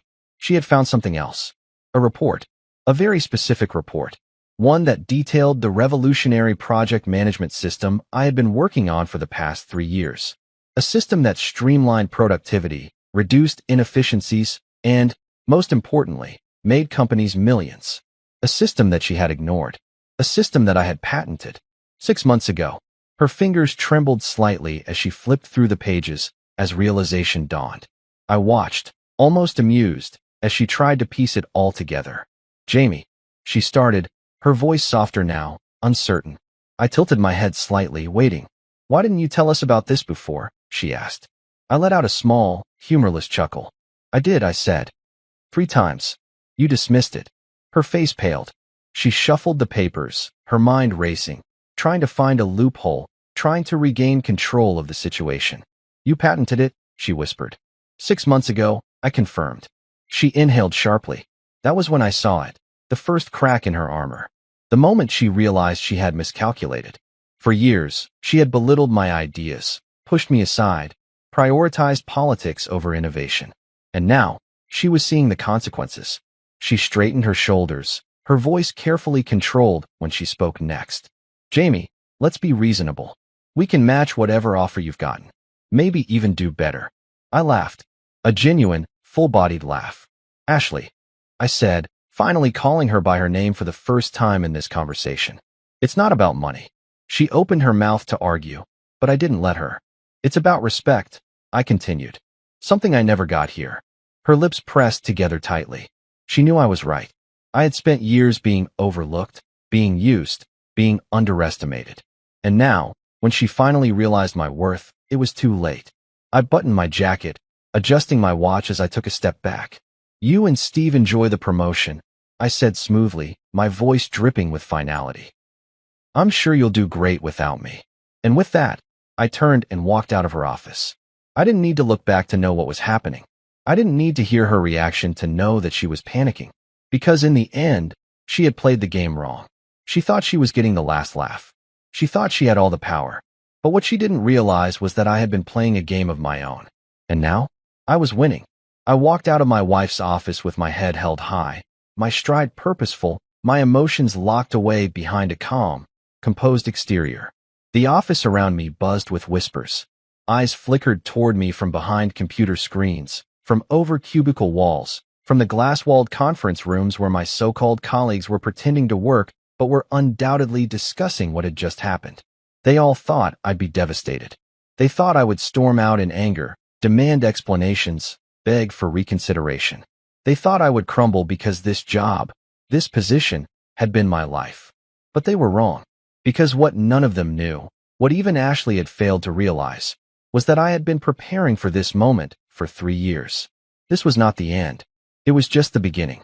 I walked through the office, past the break room where Steve was probably gloating over his so-called victory, past the HR desk where they would soon process my resignation, past the rows of desks where employees were pretending to work while shooting me sympathetic glances. Let them whisper. Let them think I had lost. They had no idea what was coming. As I reached my desk, I pulled out an empty box and began packing my things. My hands moved methodically, picking up framed photos, a few books, and a couple of personal items that had accumulated over the years. I didn't have much here, just enough to remind me that, at one point, I had actually cared about this place. I had poured my soul into this company, given it everything, spent years trying to build something meaningful, only to be discarded the moment it suited them. But that was their mistake, because while they had been busy playing office politics, I had been working on something far more valuable. I glanced at the thick folder in my bag, the blueprint for the project management system I had spent 3 years perfecting. It was designed to revolutionize workflow efficiency, streamline operations, and eliminate the very problems that companies like Evermark struggled with daily. Ashley had ignored it. Steve had probably never even heard of it. And now I owned it. I had patented it 6 months ago. I had spent countless nights refining it, testing it, improving it, making sure it was perfect. While Ashley and Steve had been busy playing their little games, I had been building something real. And the best part? I already had buyers lined up. I could have launched it under Evermark's name. I could have handed it over to them and changed the entire industry under their brand. But why would I do that? Why would I hand them my masterpiece when they had just proven they didn't value me? No. If they didn't want me, they didn't get my system either. I was taking it somewhere else. As I packed up the last of my things, I heard footsteps approaching. I didn't need to look up to know who it was. Steve. I could feel his presence before he even spoke. That irritating, smug energy of his, the kind that made me want to roll my eyes even when he wasn't saying anything. No hard feelings, buddy, he said, his voice dripping with fake sympathy. I took my time closing my box, making sure every last detail was in place before I finally turned to him. Steve stood there, arms crossed, a ridiculous smirk on his face. The kind of smirk that told me he thought he had won. He had no idea. I tilted my head slightly, studying him. The way he radiated arrogance. The way he carried himself like a man who had earned something when, in reality, he had been handed everything. I smiled at him.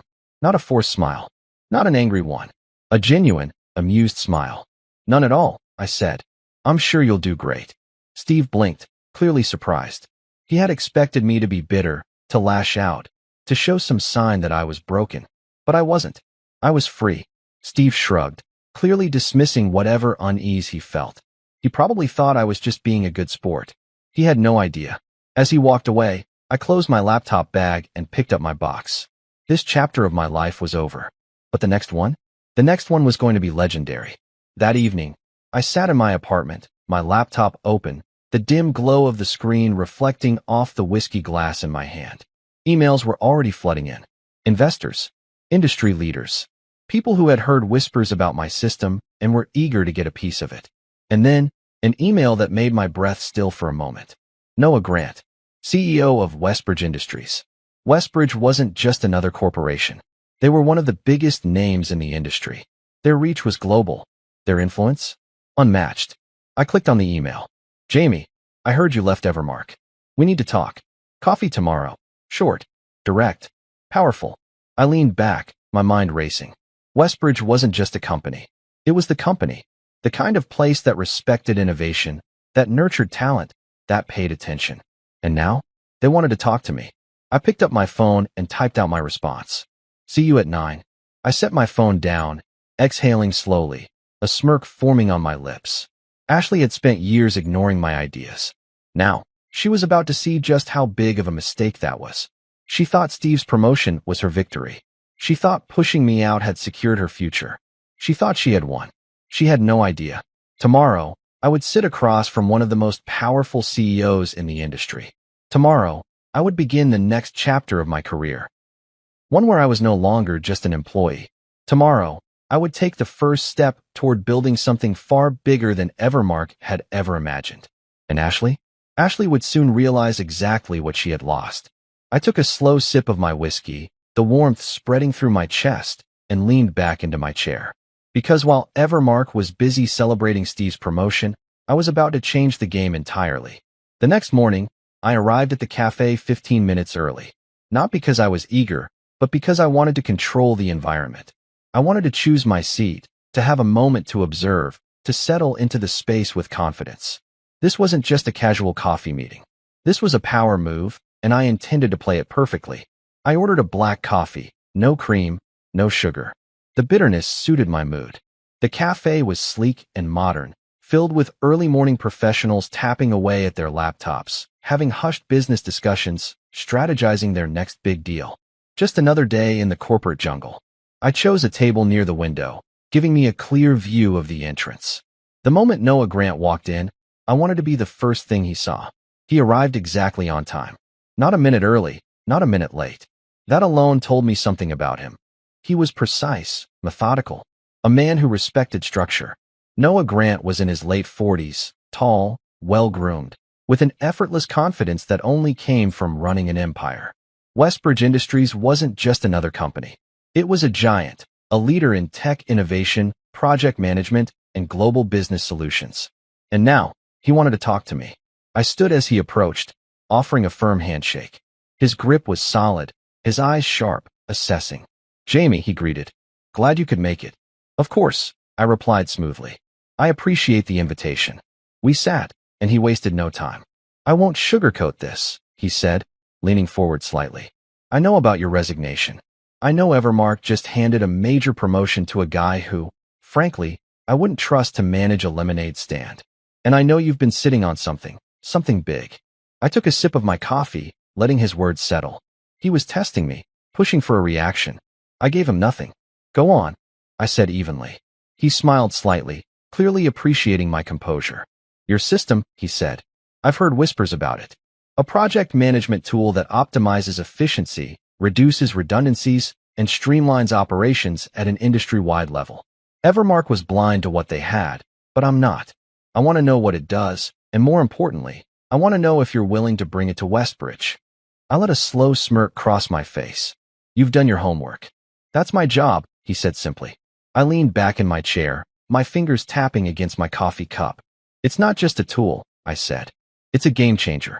Companies lose millions every year to inefficiency. Bottlenecks, miscommunication, outdated processes. My system doesn't just track progress. It analyzes patterns, predicts obstacles, and adapts in real time. It turns workflow into something predictable, scalable, and foolproof. Noah's eyes flickered with interest. And you patented it. It wasn't a question.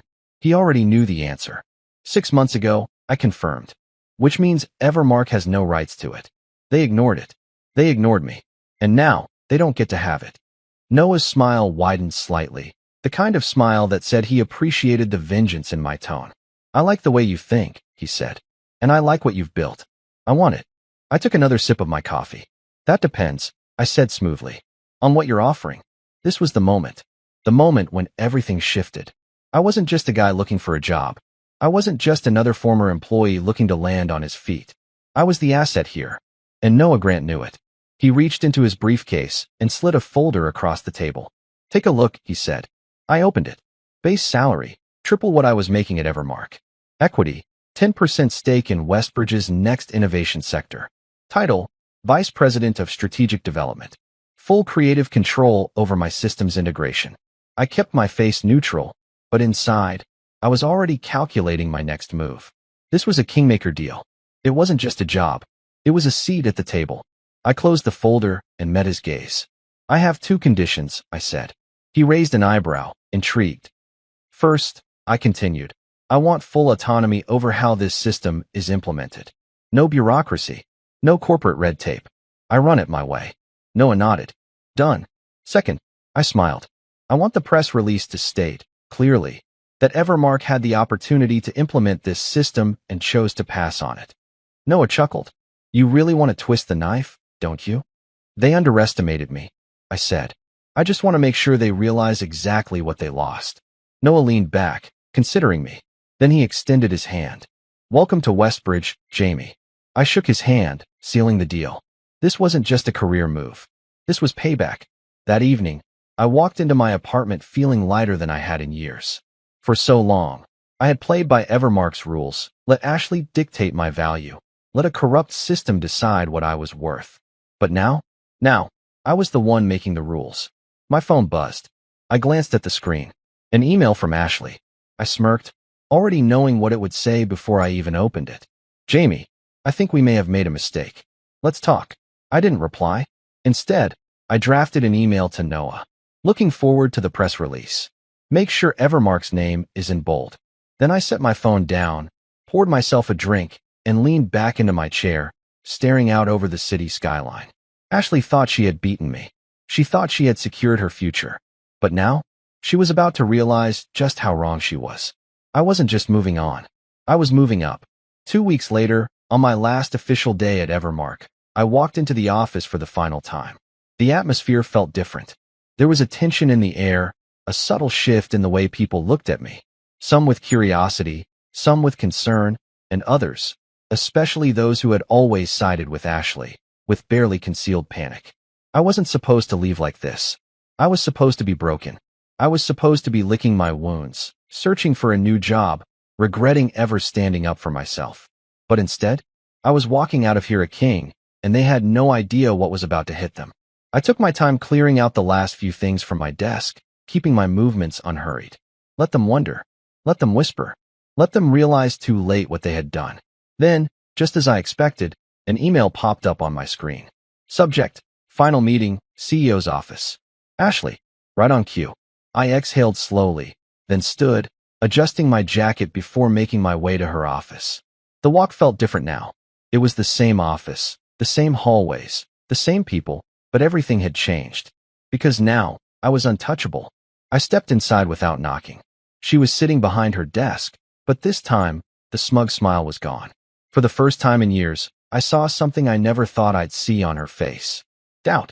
She held my resignation letter in one hand, but what truly caught my attention was the document in her other hand. The report I had included in my resignation letter. She had finally read it.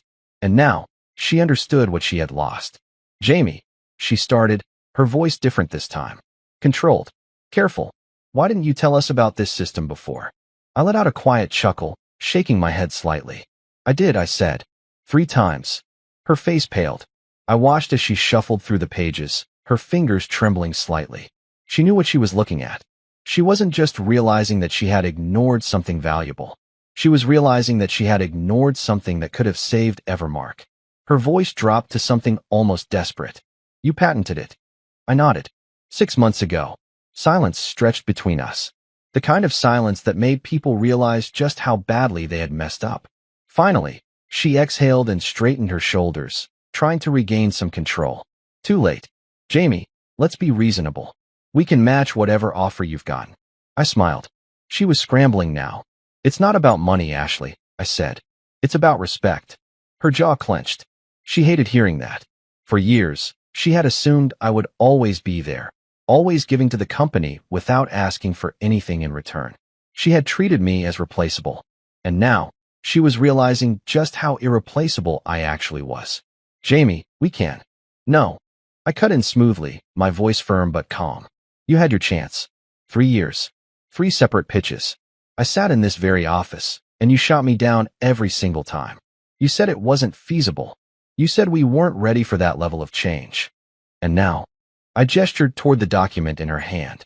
Now, you're finally reading it because I'm leaving. She didn't speak, but I could see it in her face. The regret, the realization, the panic. I stood, adjusting my jacket, giving her one last look. Enjoy your promotion, I said with a knowing smirk. You and Steve are going to need all the luck you can get. And with that, I walked out.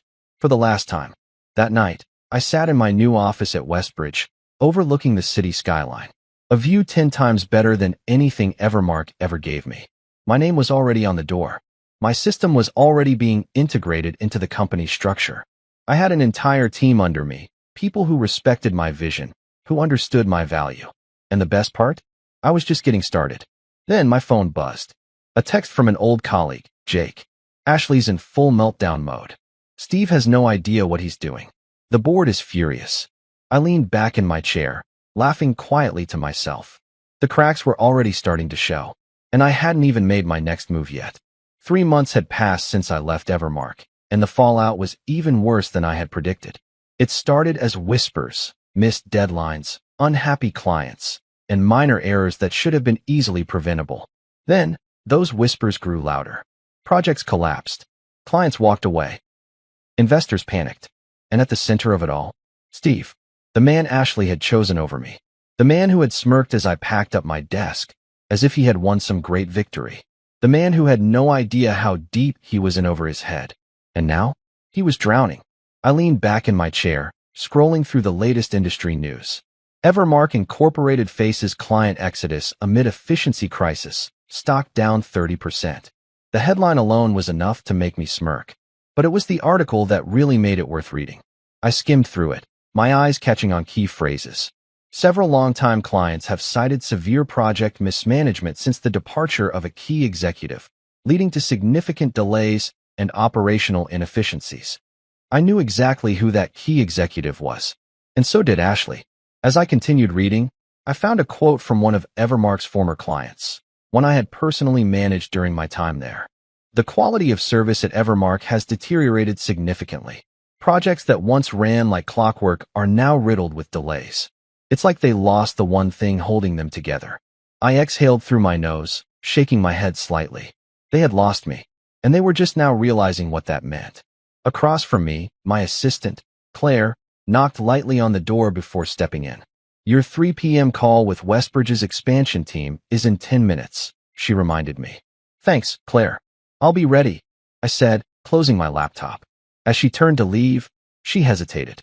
Oh, one more thing, she added. You got a voicemail from someone at Evermark. I think it was one of the board members. Should I forward it to you? I smirked.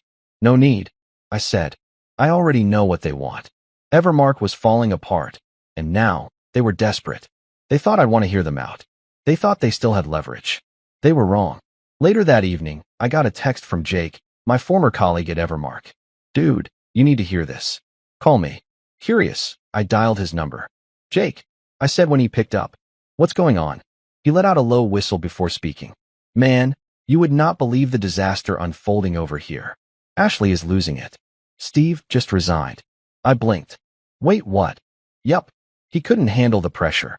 The board basically threw him under the bus, blaming him for everything. He walked out this morning. No 2-week notice. No farewell speech. Just gone. I let out a short laugh. So let me get this straight, I said. Ashley gave him my promotion, and now he's running for the hills. Pretty much, Jake said. And dude, it gets worse. She's next. The board is done with her. Investors are threatening to pull funding unless there's a leadership restructure. I shook my head in amusement. And to think, she was so sure that she had won, I muttered. Yeah, well, she's realizing now that she played herself, Jake said. And the worst part? She still doesn't get why it all fell apart.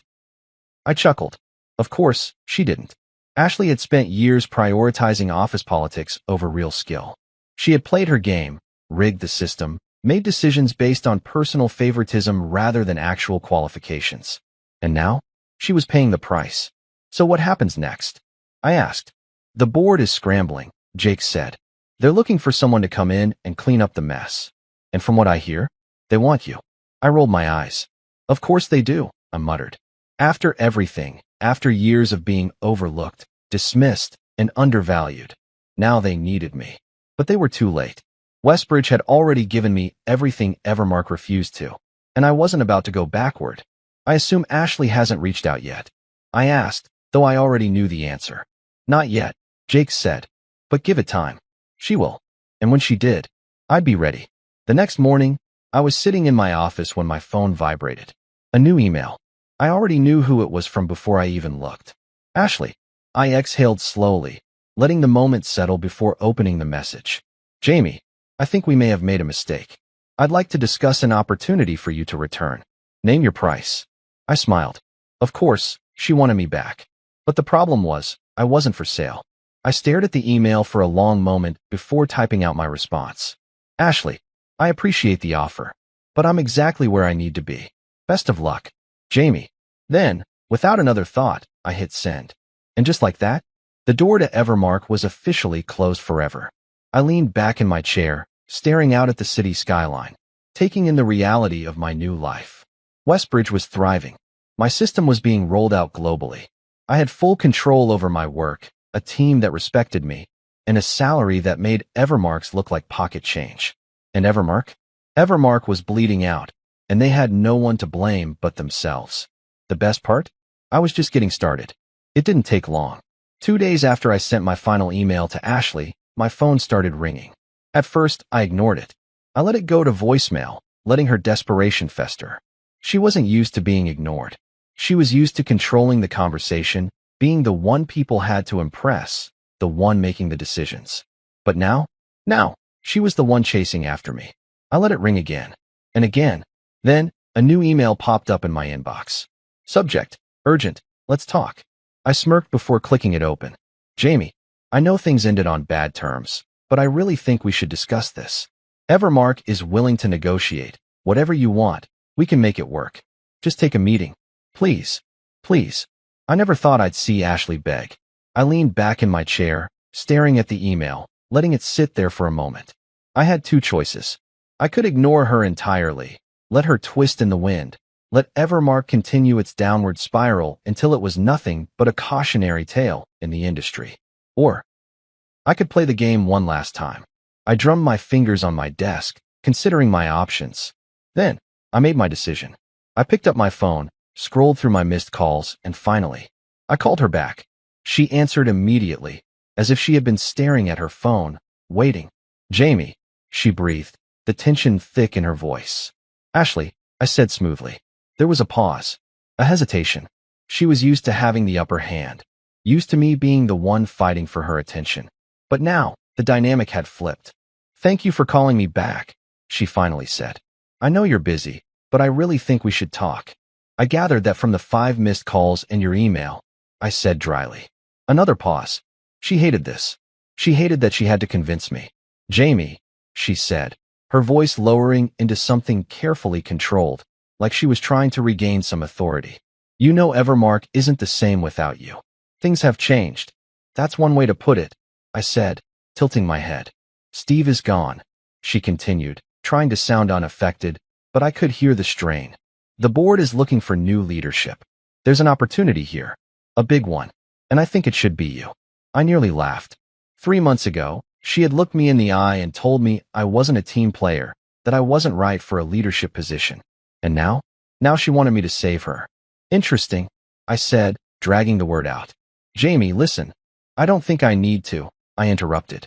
I think I already know exactly what's happening. Evermark is falling apart. The board is panicking, and you're about to lose everything. So now, you want the guy you dismissed to come back and fix it. Silence. A long, glaring silence. Finally, she spoke again, her voice tight. It's not that simple. Oh, I think it is. Another silence. This time, she exhaled sharply, the sound of frustration barely concealed. Jamie, she said, softer this time. I know we made mistakes. I know I made mistakes. But we need you. The company needs you. Just come in for a conversation. That's all I'm asking. I tapped my fingers against my desk, letting the moment stretch out. She needed me to say yes. She needed me to give her hope. Instead, I smiled and said, no. A sharp intake of breath. Jamie, be reasonable.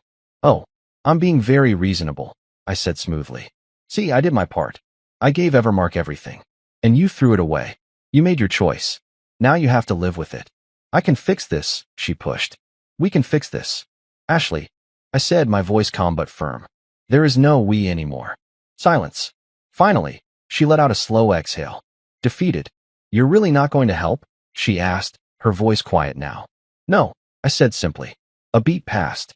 Then another. And then, she hung up. No goodbye. No last attempt to persuade me. Just silence. I stared at my phone for a moment before setting it down, shaking my head with amusement. Ashley had always thought she was untouchable. She had spent years thinking she was the smartest person in the room. And now, she had finally learned what it felt like to lose. That night, I got another text from Jake. Ashley looked like a ghost in today's meeting. It's over for her, man. The board is already talking about replacing her. I smiled to myself. Of course they were. Ashley had built her entire career on playing politics, not actual skill. And now, she was realizing the hard way that when everything collapsed, there was no one left to protect her. Because in the end, she wasn't as untouchable as she thought. And I had just proven it. The downfall was quicker than I expected. Evermark had been teetering on the edge for months, but after that phone call with Ashley, I knew the final blow was coming. And when it did, it would be brutal. I arrived at Westbridge early that morning, coffee in one hand, phone in the other, scrolling through the latest industry news. And there it was, the headline that would send shockwaves through the entire corporate world. Evermark CEO Ashley Dawson removed after leadership crisis. Board announces immediate restructuring. I exhaled slowly, leaning back in my chair as I read the article. Ashley had been fired. They had finally done it. The board had cut her loose to save themselves. I skimmed through the details, my smirk growing with every paragraph. After months of financial decline, client losses, and internal turmoil, Evermark's board of directors has announced the removal of CEO Ashley Dawson, effective immediately. Sources close to the company indicate that board members had grown frustrated with Dawson's inability to stabilize operations following the departure of key executives. Dawson's tenure was marked by a controversial promotion that many industry experts believe contributed to the company's downward spiral. I laughed under my breath. That controversial promotion was Steve. The very same Steve who had fled the company when the heat turned up, leaving Ashley alone to deal with the fallout. Karma was beautiful. As I reached the bottom of the article, a familiar name caught my eye. Industry experts speculate that Evermark may attempt to recruit former executive Jamie Carter to aid in the company's restructuring efforts. Those sources indicate Carter has already found success in his new role at Westbridge Industries. I rolled my eyes. Recruit me? Again? These people never learned. Just then, my office phone rang. I already knew who it would be before I even answered. Jamie Carter speaking. Jamie. The voice on the other end was calm, professional, but calculated. It was Mark Caldwell, Evermark's chairman, the man who had once barely acknowledged my presence at meetings. And now, he was calling me personally. Mark, I said smoothly, leaning back in my chair. What can I do for you? I'm sure you've seen the news, he started, his tone neutral. I wanted to reach out personally to discuss an opportunity. Let me guess, I said. Evermark wants me to come back and clean up the mess Ashley left behind. A brief pause. We believe you're uniquely qualified to help restore Evermark's reputation, he said. I almost laughed. They weren't even trying to hide it. Jamie, let's be honest, Mark continued. You were the backbone of this company. Losing you was a mistake. I won't deny that. I raised an eyebrow. Funny, I said, because when I worked there, no one seemed to see my value. But now that everything's falling apart, suddenly I'm the backbone? We're prepared to make it worth your while, he said, ignoring my sarcasm. A leadership position. Full autonomy over operational changes. Double your previous salary. I let out a low chuckle. Mark, let me stop you right there, I said. I'm going to save you some time and say no. Silence. Then he sighed. I understand why you feel that way, he said. But Jamie, this isn't just about us. Think about the employees who are still here. The ones who depended on you. I narrowed my eyes. The guilt trip. That was their final play. They wanted me to believe that coming back would be some grand act of mercy, that I would be the hero returning to save the people who had once ignored me. Not happening. The employees who are still there? I echoed. You mean the same people who stood by while Ashley promoted Steve over me? The same ones who looked the other way when I was forced out? Another long pause. Jamie, Mark said carefully, we need someone who understands the company. Someone who can fix what's broken. I smirked. You already had that person, Mark, I said. You just didn't appreciate him until it was too late. More silence. He knew. He knew I was right. I appreciate the offer, I said after a moment. But I'm exactly where I need to be. Then, before he could say another word, I ended the call. That night, I was sitting in my apartment when my phone buzzed with a new text from Jake. Ashley called me today. She's not doing well. I stared at the message for a moment before replying. Not my problem. Jake responded almost immediately. Damn, dude. No mercy. I exhaled slowly before typing my next message. She had no mercy for me when she promoted Steve. She made her bed. Now she has to lie in it. This time, there was a long pause before Jake finally responded. Fair enough. I set my phone down and leaned back, staring out the window at the city lights. Ashley had spent years believing she was untouchable, believing she was the smartest person in the room, believing she could manipulate people and come out on top. And now, she had been removed, discarded, forgotten, just like she had done to me. And the best part? I didn't even have to lift a finger. The universe had done the work for me. A week after Evermark officially removed Ashley, I was in my office at Westbridge, reviewing expansion plans for the rollout of my system across multiple industries.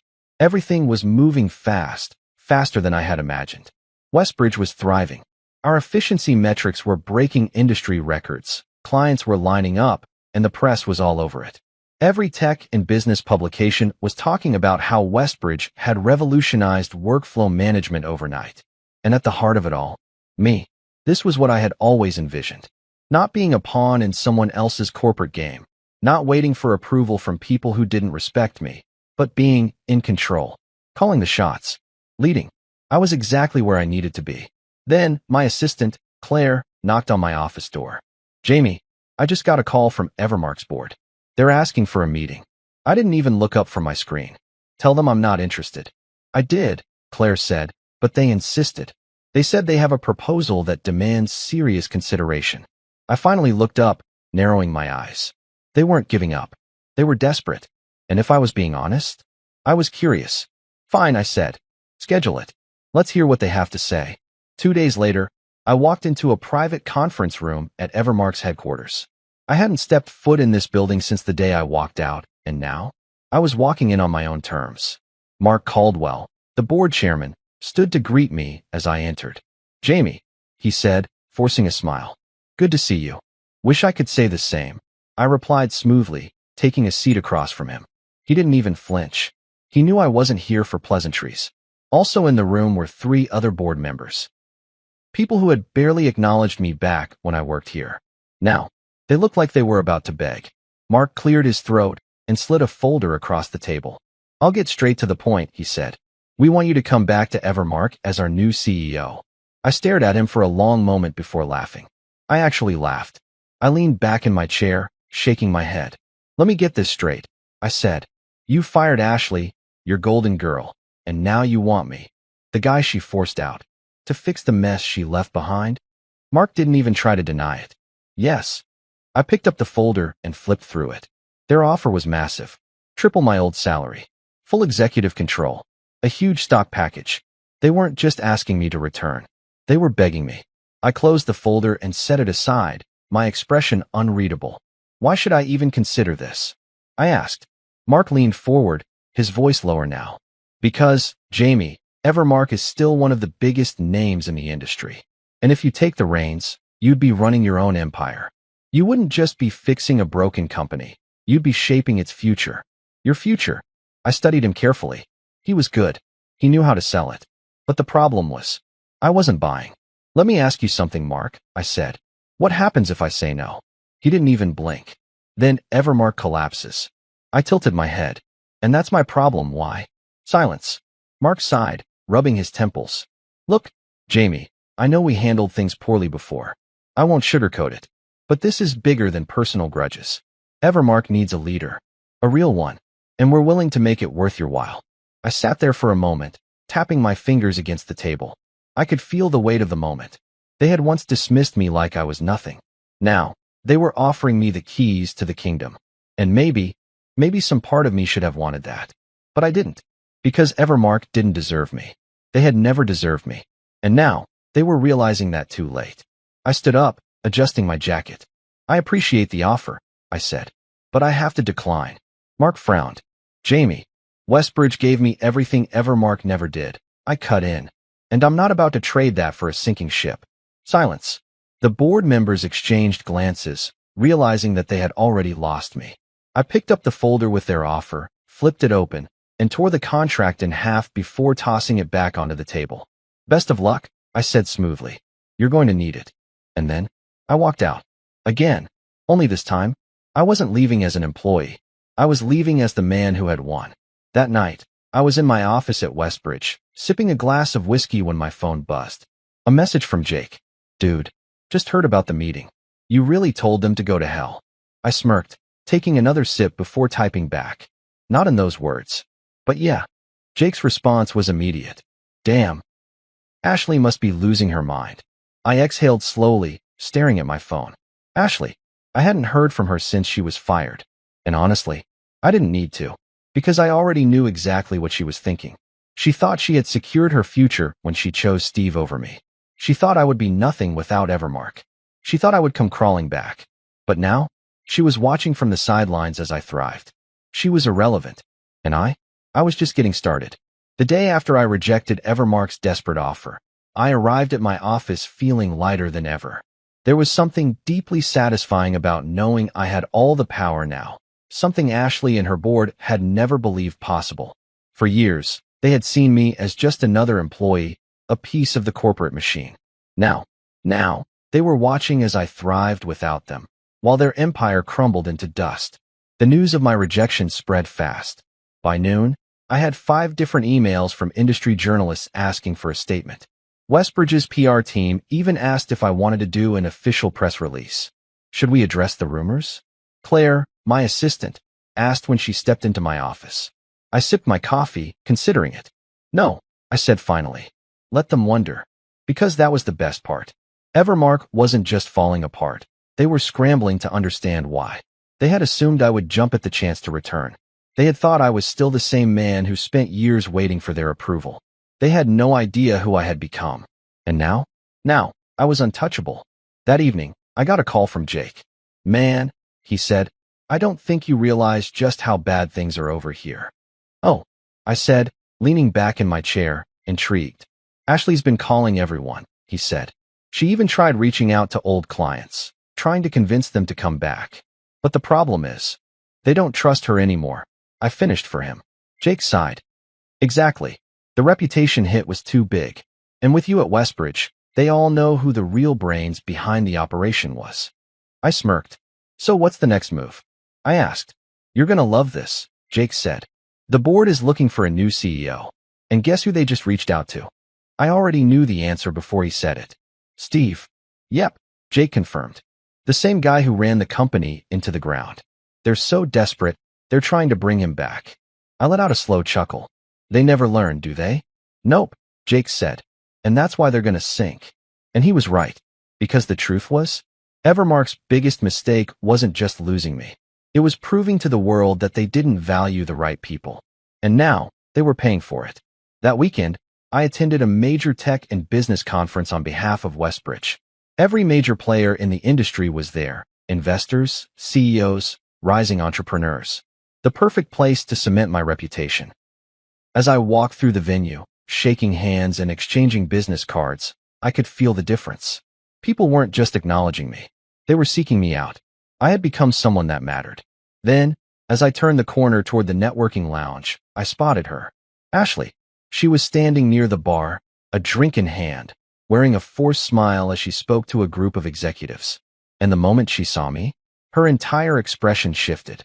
Her confident facade cracked. For the first time, I saw something I never thought I'd see from Ashley. Defeat. I walked past without stopping, barely acknowledging her, but I could feel her eyes following me. She was watching me the way someone watches a ghost from their past, with a mixture of regret, disbelief, and something close to fear. Because she knew. She knew I had won. And she had become irrelevant. Later that night, I was back in my hotel suite, sipping whiskey and reading through my emails when a new message popped up. From Ashley Dawson. Subject, can we talk? I stared at the screen for a moment, letting out a slow exhale. I could already guess what it said. I clicked it open. Jamie, I know things didn't end well between us, and I know I don't deserve a response, but I needed to reach out. I've made mistakes. I see that now. And I know I can't change the past, but I just want you to know, I'm sorry. I should have valued you more. I should have listened. I don't expect anything from you. I just needed to say it. Ashley. Apologizing. I never thought I'd see the day. I sat there for a moment, staring at the words, wondering if I should even respond. Then, finally I did. Ashley, I appreciate the message, but some mistakes can't be undone. Good luck. And with that, I closed the laptop, took another sip of whiskey, and let the past fade away. Because the best revenge was knowing that I never needed it. I had already won. The morning after Ashley's email, I sat in my office at Westbridge, staring out over the city skyline. It was a perfect morning, the kind of morning that reminded me just how much had changed in such a short amount of time. Just 6 months ago, I was stuck in a company that didn't value me, working for a woman who saw me as replaceable, waiting for an opportunity that would never come. And now, I was leading an industry revolution. Westbridge had officially launched my project management system nationwide, and the results were staggering. Productivity had skyrocketed. Companies were saving millions in wasted hours. Investors were pouring in, eager to be a part of something that was changing the way businesses operated. I had built something that mattered. And best of all, I had done it on my own terms. As I leaned back in my chair, Claire knocked on my door. Jamie, I have the final numbers from the rollout. Thought you'd want to see them. She handed me a folder. I flipped it open, scanning the figures. Client acquisition up 230%. Efficiency ratings at a record high. Industry adoption accelerating faster than projections. I smiled. This is huge, I said, setting the folder down. Claire smirked. I figured you'd like it. She hesitated for a moment before adding, oh, and you got another email from Evermark. Mark Caldwell again. Should I forward it? I let out a quiet laugh, shaking my head. No need, I said. I already know what it says. Evermark had lost everything. Their credibility, their clients, their last chance at a future. And now, they wanted me to come back and save them. But I wasn't in the business of rescuing people who had buried me. Ashley had learned that lesson the hard way. And now, Evermark was about to learn it too.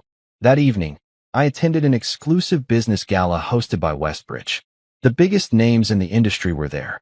It was a celebration of our success, of the impact we were making, of the future we were shaping. As I walked through the venue, shaking hands with executives, investors, and innovators, I felt something I hadn't felt in years. Freedom. For so long, I had been fighting for recognition, for respect, for a seat at the table. And now, I owned the damn table. As I sipped my whiskey, a familiar voice cut through the noise. Jamie. I turned, and there she was. Ashley. She looked different. The confidence, the smugness, the power she had once wielded so effortlessly, it was gone. She wasn't the queen of the corporate world anymore. She was just another guest at a party she no longer belonged to. Didn't think I'd see you here, I said, swirling my drink. Didn't think I'd have the courage to show up, she admitted, offering a small, tired smile. She hesitated, then exhaled. Jamie, I just wanted to say it again. I'm sorry. I studied her for a moment, waiting for the catch, for the manipulation, the strategy, the power play. But this time, there wasn't one. She was just defeated. And somehow, that was more satisfying than any revenge could have been. I know, I said simply. She nodded, as if accepting that was the best she could hope for. Then, with a final glance around the room, she stepped back and walked away. And that was the end of our story. As the night stretched on, I stood at the balcony, overlooking the city I had built my future in. This was my moment, my victory. And the best part? I hadn't just survived Evermark. I had outgrown it. I pulled out my phone and opened a new email draft. To Westbridge Board. Subject, next big expansion. Because while Ashley and Evermark faded into irrelevance, I was just getting started.